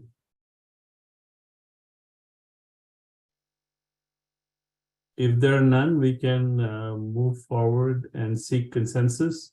So this is for the text and recommendations that appear under responses to charge question 13. Right. Can we get a yes or yay? Yes from me. Yes. Yes. Yes. Yes. Yes. Yes. Thank you. Anyone opposed to this? Okay, so a big thanks to Jim Sad and his team for the multiple meetings and everything they contributed to getting the responses to charge questions, the 3 charge questions under topic category number 4. And I think we are now ready to move on to topic category number 5. Tim Collins, you have under 5 minutes. No, I think wrap this up. All right. Hopefully everyone's, yeah, it seems like people are probably tired anyway. We'll see how long this takes. So there are some minor edits across this topic, each of the charge questions. I guess we'll start with charge question 14, which is pertains to definition of rural communities. And so we have, if you want to scroll down, there's minor edits prior to the recommendations. I guess we could probably scroll down to the recommendations. I can't see the screen very well. I have to toggle a little bit here. But there were no, in the document, there are no edits or comments on each of the recommendations. So maybe people could look at them quick in their own Word document, sort of like we just did with Jim, to see if there are any comments or concerns.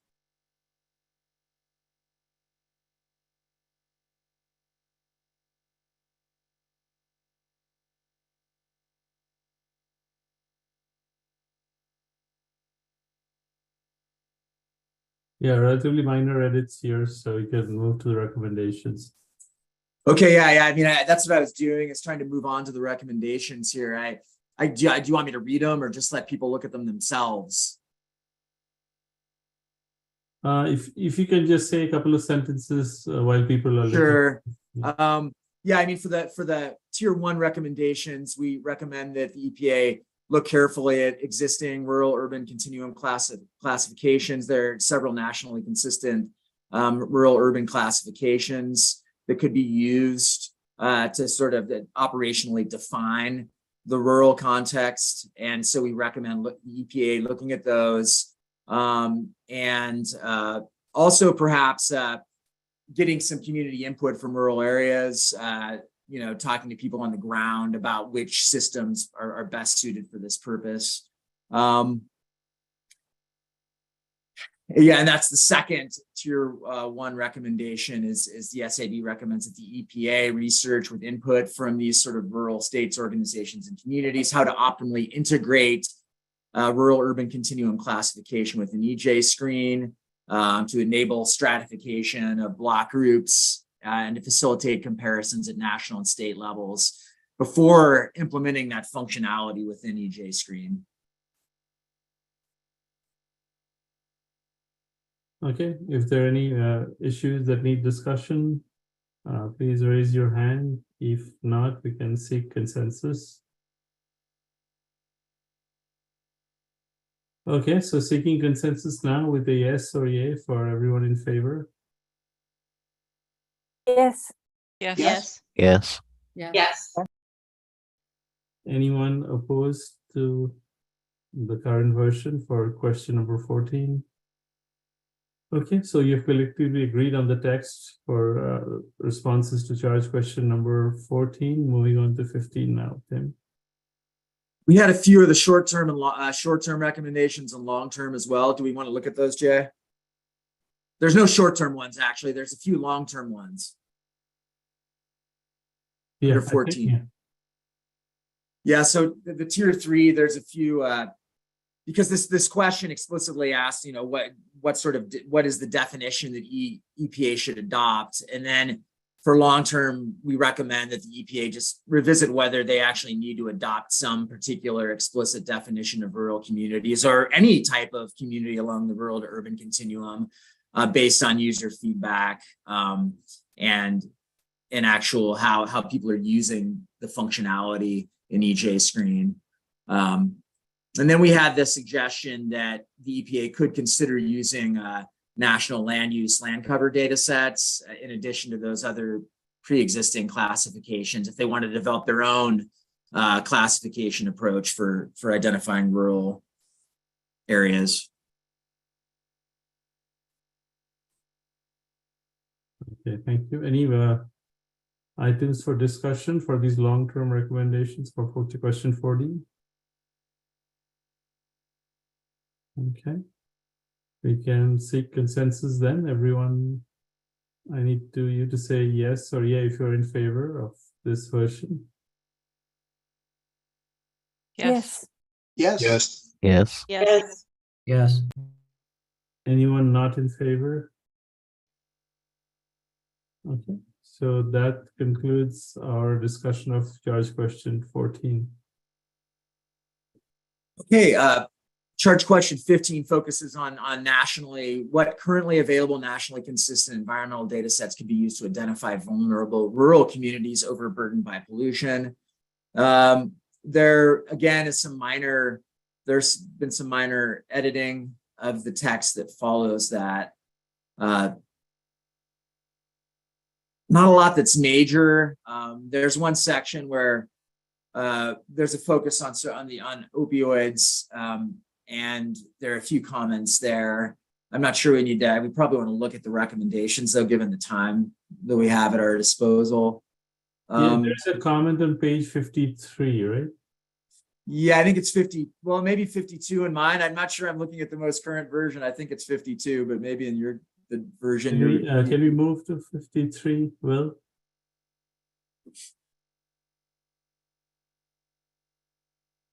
So let me see.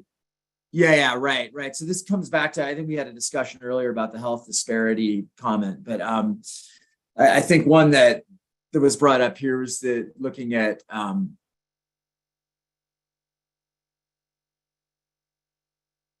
opioids is my understanding of the entry at, but my thought was that we might pull that out of there. We do have a focus elsewhere in here on health and health metrics, and this discussion here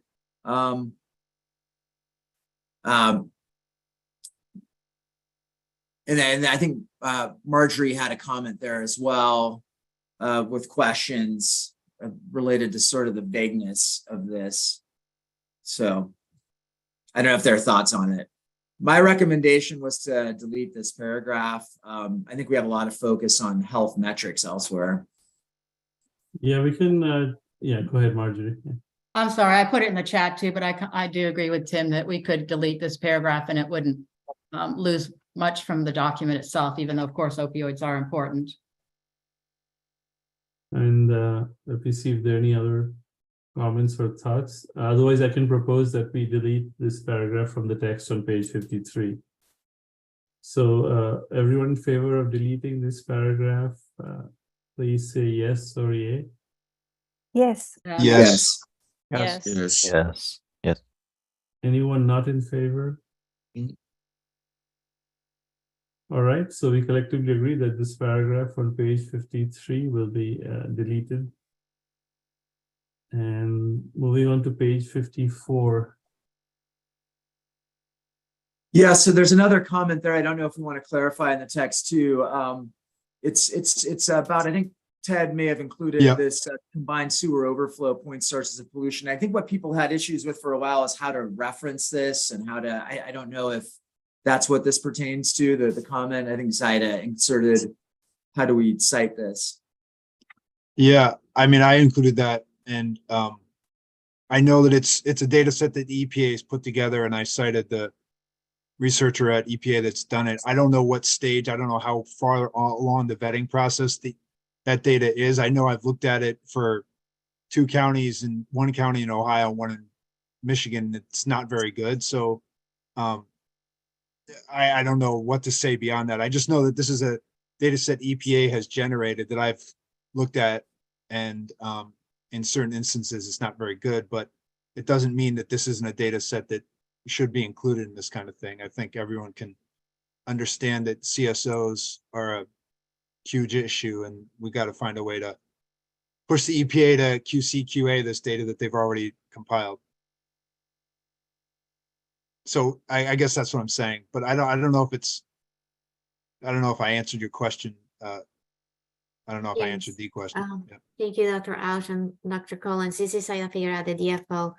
I believe here is, so we were looking for some clarification. So this is a data set created, created by EPA, but the SAB is suggesting perhaps to explore it further, or well, it came up. Status. Yeah, it came up early. It came up earlier in the sewer system list that we had. I don't know what page it was. And I was just suggesting that if we're looking for a nationally consistent data source, it exists, but I don't know to the degree to which that data has been like fully vetted. I don't know that.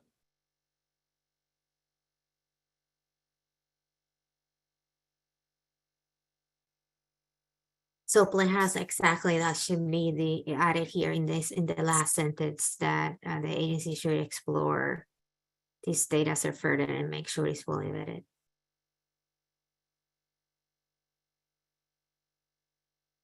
Okay, is that so add a sentence? Is that what I heard is the course of action to address that? Okay. Did you, and you noted that, Jay, Zaida, or should I try to? Yes, I have noted it, yes. Okay, great.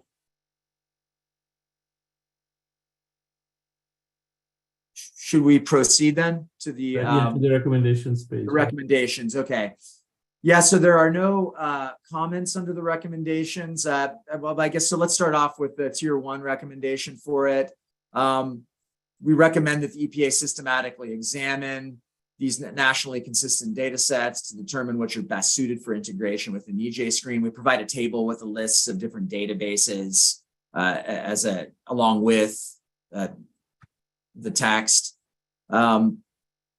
Short-term tier 2 is that we recommend that the EPA examine environmental, social, health, and infrastructural data sets that we identified and select indicators that are applicable to rural EJ issues for inclusion in EJScreen.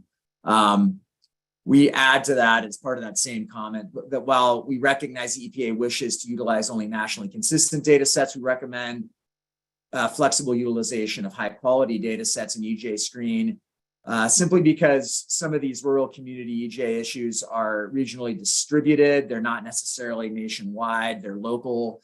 And so the idea of national consistency isn't applicable in those cases.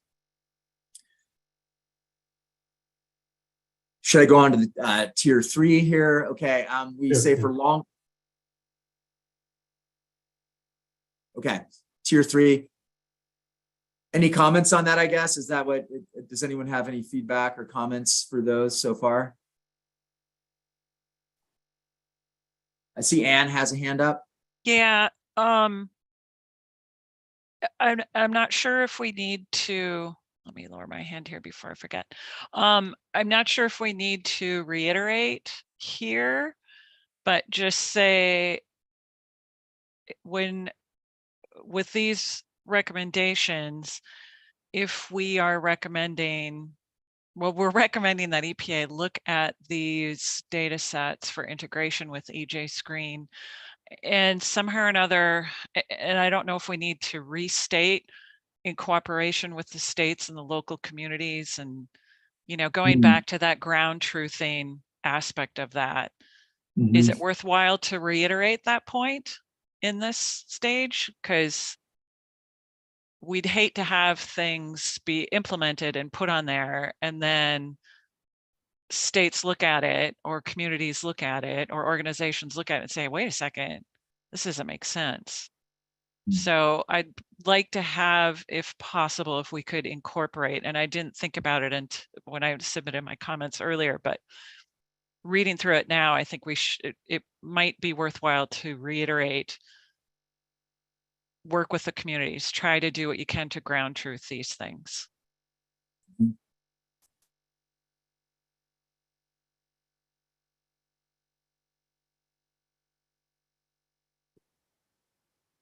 Other thoughts on that? Any other thoughts on that?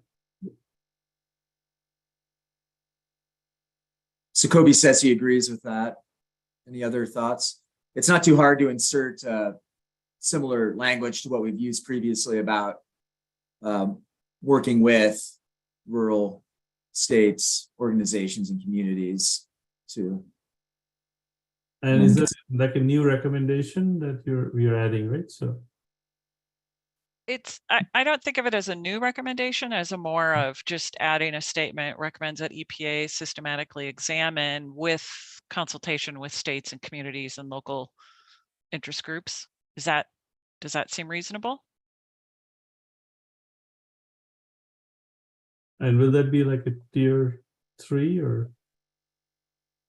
Does that have to, I think you're speaking to the tier 1 recommendation, right, Anne? Yeah. Yeah. Okay. On the previous well, in all of them, really, in all of them, tier 1, 2, and 3, especially because I like to be as a member of a state DEQ, we kind of like to keep our knowledge of what's going on, and to be consulted with things and to have input in those things.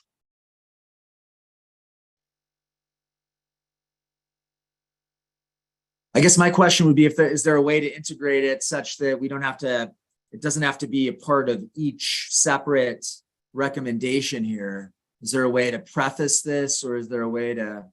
That would be better, yes. Maybe, because otherwise I think we're going to have to insert the same language in every bullet here. Narrowly. Yeah, and that was kind of my general question is at the very beginning, at the very first one, we say, hey, we should work with the local organizations and ground truth this and try to do this. So that's our very first. So how far in do we need to carry that in all of these recommendations if we're not explicitly saying it for all of this? Whereas at the very beginning, we explicitly say rural states, rural communities, organizations, nonprofits, community-based organizations need to have some say in this. Can we go back to the previous page, Will?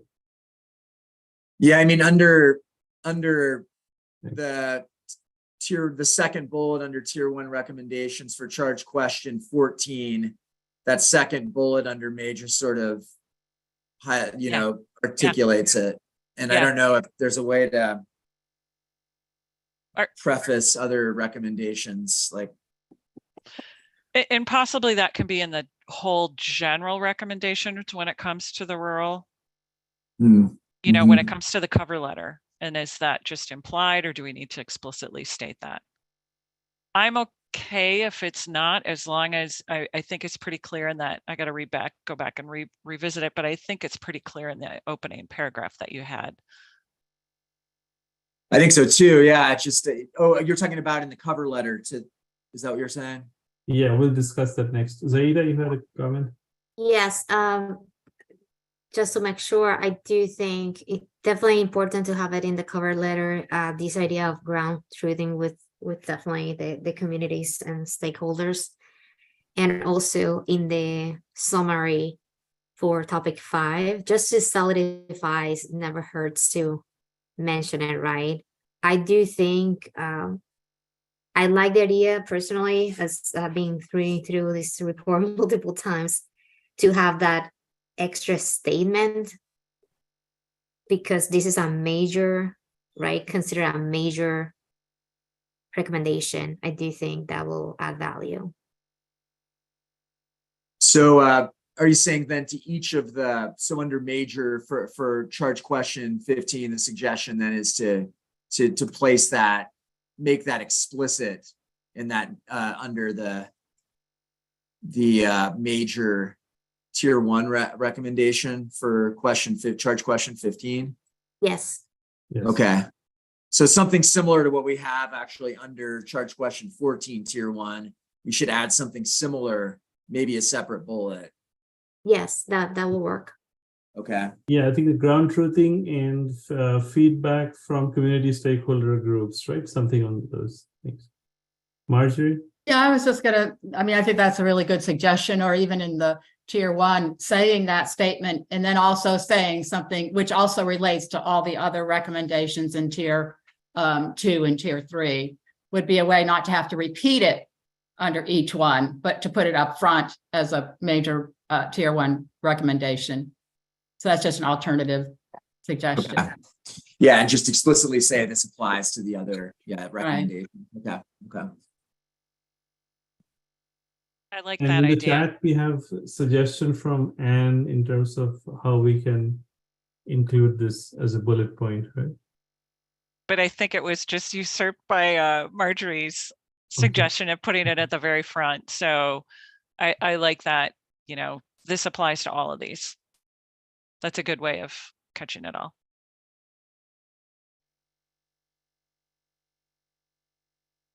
Okay. And Tim, are you fine with making the change as discussed? Sure. Yeah, I made some notes there. So do you want me to make the change and then and then send it? Yeah, I'm thinking this could be one of those things because it's kind of a content related thing, you know, beyond like, sure. Sure.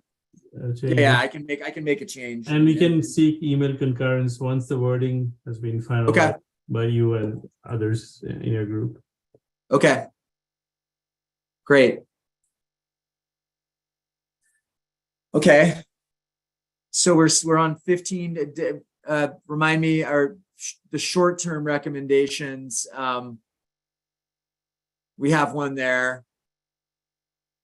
I guess people can read those. I think I actually already covered the short-term one. The tier 3 long-term, we recommend, we say that EPA should consider integrating indicators of pro-environmental actions like safe drinking water compliance, lack of non-compliance violations, things like infrastructure investments, environmental justice project implementation, just an idea there. And then also long-term, leaving it to the EPA to determine how to optimally integrate calculation approaches into the EJScreen platform for any newly selected environmental, social, health, and infrastructural indicators related to this rural question.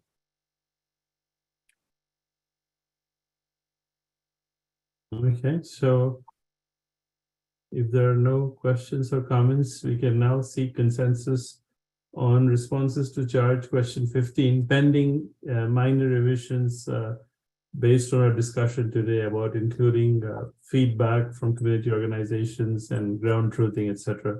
That's already discussed. That will be added and you'll get to see that once that has been drafted. So can I get a yes or yay? For those in favor? Yes. Yes. Yes. Yes. Anyone not in favor? Okay, so we collectively agree on how we're responding to question 15. Now 16, the last and final question. Okay. Yeah, so charge question 16 focuses again on the urban versus rural. There's no differentiation in EJScreen. The tool uses the same calculations and indicators for the entire country. Please comment on A, whether EJScreen should incorporate different calculations or levels of comparison for rural versus urban locations to ensure fuller representation. And B, how the tool could better represent rural and urban locations. In terms of the text that follows, so far there's just minor editorial edits, and then there's some references that have been inserted at the request of that we needed to provide some documentation. So let's move down to the recommendations. There's nothing there that I think requires discussion. If we move down to the recommendations, tier 1, we recommend that the EPA conduct research. And here's where we go into the input part with input from rural states, rural organizations, and communities on how to optimally integrate indicators into the EJScreen tool and enable stratification of census block groups, as well as comparisons at national and state levels, and then implement that functionality within EJScreen. And again, we sort of have this statement that follows that. It's not bulleted. We don't have recommended calculations at this time, but we leave it to EPA to try to explore that and how to best do that.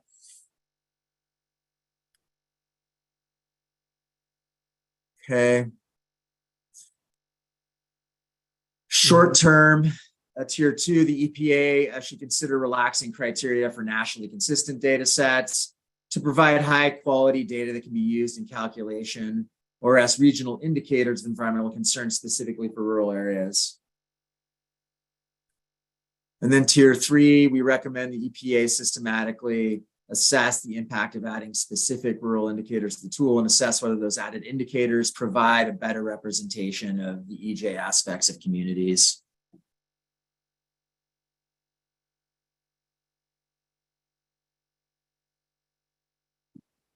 Yeah, well, we are now opening this up for discussion. Any thoughts or comments on these recommendations or other responses to question number 16? If not, we can seek consensus. So everyone in favor of the current recommendations and other texts that appear under response to charge question number 16, please say yes if you're in favor. Yes. Yes. Yes. Yes. Yes. Yes. Yes. Yes. Anyone not in favor?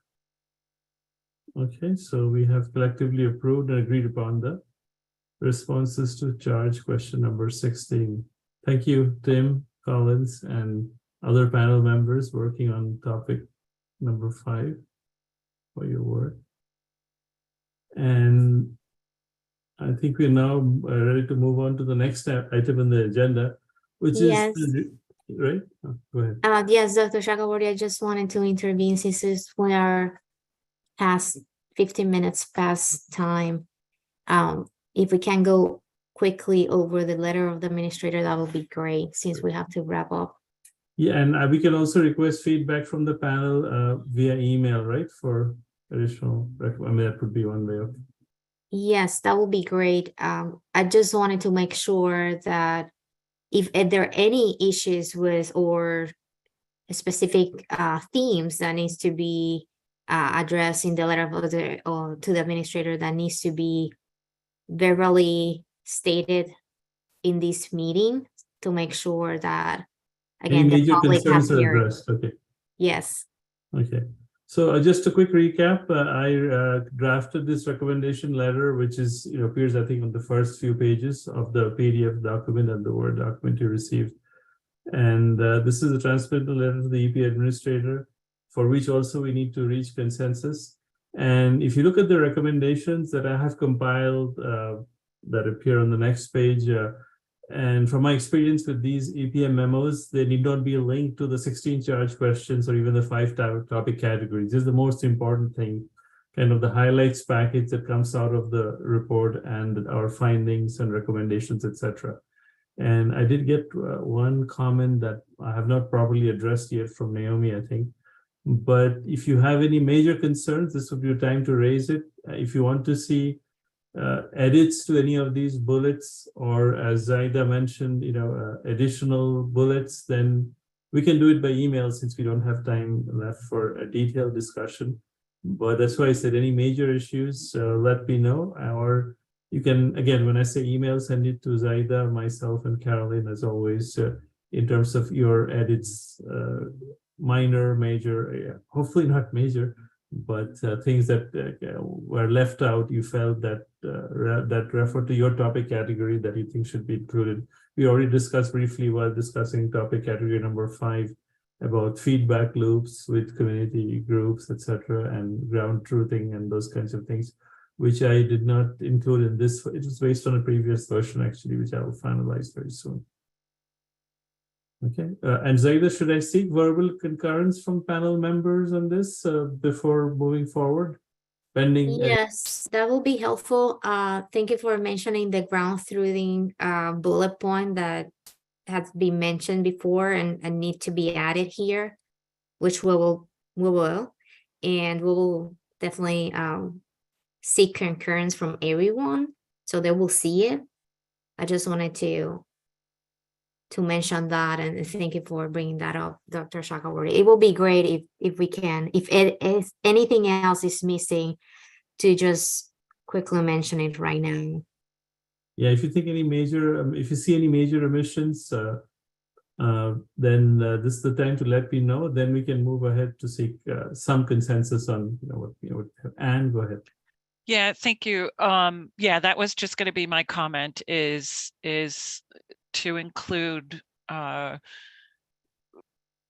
in the aspect about the charge question topic 5 with the rural EJ in cooperating and working with rural organizations and states and academic institutions to best tackle this. We work better when we work together.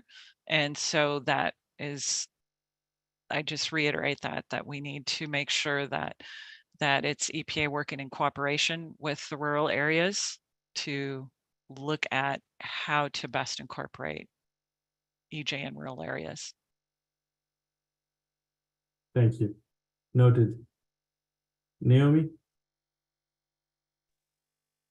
Yeah, I guess I wanted to request that it may be in this letter that we request that EJScreen folks, that EPA describe, say something very clear about what is nationally consistent in terms of what is nationally consistent data. Since there seems to be, it's up for conversation throughout this, and it seems like that would be helpful.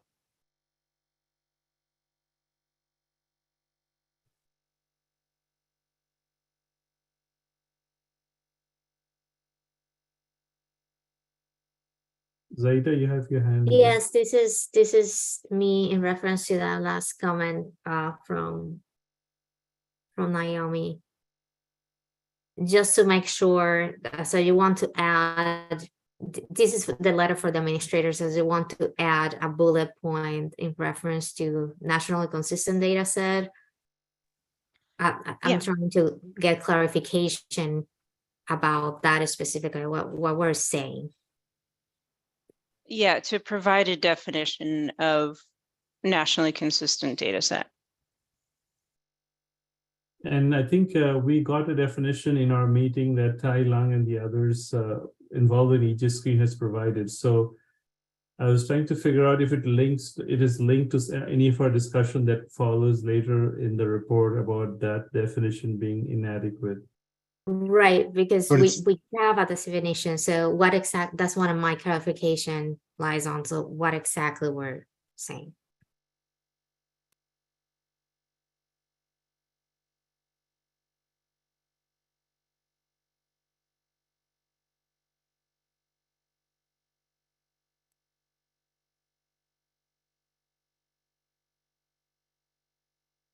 Ted? Yeah, I don't want to belabor that point, but I guess what I'm thinking with regard to Naomi's point is like, yes, that was mentioned in that meeting, but if you look in the technical documentation, there's no clear answer about what that phrase means. So I don't know if this is in the letter to the administrator, but somewhere, somehow, given that it's how we're judging what to include and exclude, there has to be a really clear and concise, well, not concise, but definition of that term.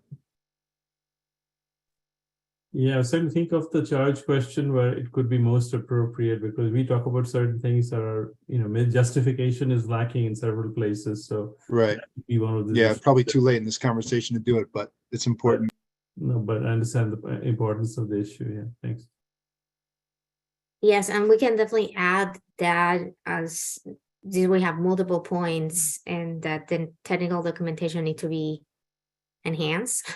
So in different aspects, so they need to clarify the national and consistent. Right. And I think data I set did with mention this. justification in the first bullet somewhere. I'm not able to read it. Yes. Yeah. Yes, I believe it's We in can the find first ways to bullet. add, extend that definitely. Thank you. We can extend that, yes.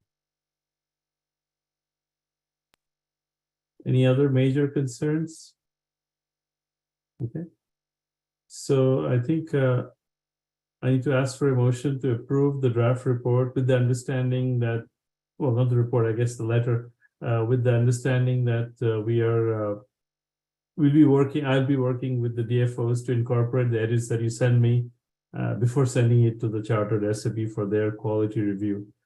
And so everyone generally in favor of what you see so far in this letter, I need a yes or yay. Yes. Yes. Yes. Thank you. Anyone opposed to that? Okay, thank you. And like I said, we now have conditional agreement, and I look forward to other editorial corrections or edits, that the letter may need over the next few days. And the last item on the agenda is next steps. Again, as we just mentioned, our next step is to incorporate all the edits that were discussed and approved or agreed upon in the meeting today. And I think going back to some of the issues in topic category 1, question 3, and then in topic category 5, there was question 14, where we are still waiting for the exact wording of things that we have agreed upon. And those things will require email concurrence. And I just need to check who will be providing in charge. Zaida, I think, is it the team lead writers who are collecting it, or mostly and sending it to Yes. us? Okay. That will be idea if the team, the lead writers can send me the edits. Of course, I've been keeping track of the edits as well, so we will be cross-checking that as soon as possible. No later than I guess Thursday, if possible, the 17th. I will be sending an email. Before Thursday, ideally. Yes, before this, that will be idea. Sending an email to everyone about, to make sure that we get the edits as soon as possible. And like I said, I mean, the panel, I mean, the lead writers would be David Kaniski for topic category 1. I think Sakobi Wilson for topic 3, updating the list as discussed today. And I think Jim Sad to some extent for topic 4, and of course Tim Collins for topic 5, which is the last thing we discussed, right? Yes, and Dr. Berroca was going to provide some edits for topic 2 as well. Okay. For the discussion, yes. And we also need to approve the whole draft report, right? With the understanding that the edits that we discussed and agreed on today will be incorporated, after Thursday, right? Yes, that is correct. So we will be requesting edits as soon as possible before Thursday, this coming Thursday. And then we will see concurrence, right after that from the whole panel to move forward with the transmittal to the SAB. So we'll seek email concurrence on the revisions, for which we have concurrence based on this meeting, as well as the draft report via email later on, right? Once all the edits, we have made all the edits. And as before, even for the September SAB public meeting, Zaida will be sharing more information about that. And all meeting documents, including the final version of our draft report, will be posted on the SAB website as well. Right. And I think that's all I have for today. I don't think we'll be meeting again as a group. So I just wanted to thank all panel members for contributing in so many ways to this report. I really appreciate all your hard work, commitment, efforts, comments, suggestions on various things beyond what you wrote in your own section. So it was a real pleasure and honor to work with all of you. And I wish you all the best, and goodbye for now. And turning over to our DFO Zaida to adjourn the meeting. Thank you. Again, once more, thank you for all your hard work. It really shows the report is very solid and is going to really enhance this tool across the agency. So I appreciate, again, all the dedication and multiple meetings outside the, just our regular meetings, right? The behind the scenes work that nobody sees, but that everybody's aware. This has been the first ever EJScreen review panel. So it's a very diverse panel with a lot of expertise. So thank you for agreeing to serve in this important role. And I will be in touch. So thank you so much. Thank you. Bye, everyone. Thank Thank you. Thank you. Thank Thank you. you, everyone. Thanks, everyone. Bye. Bye.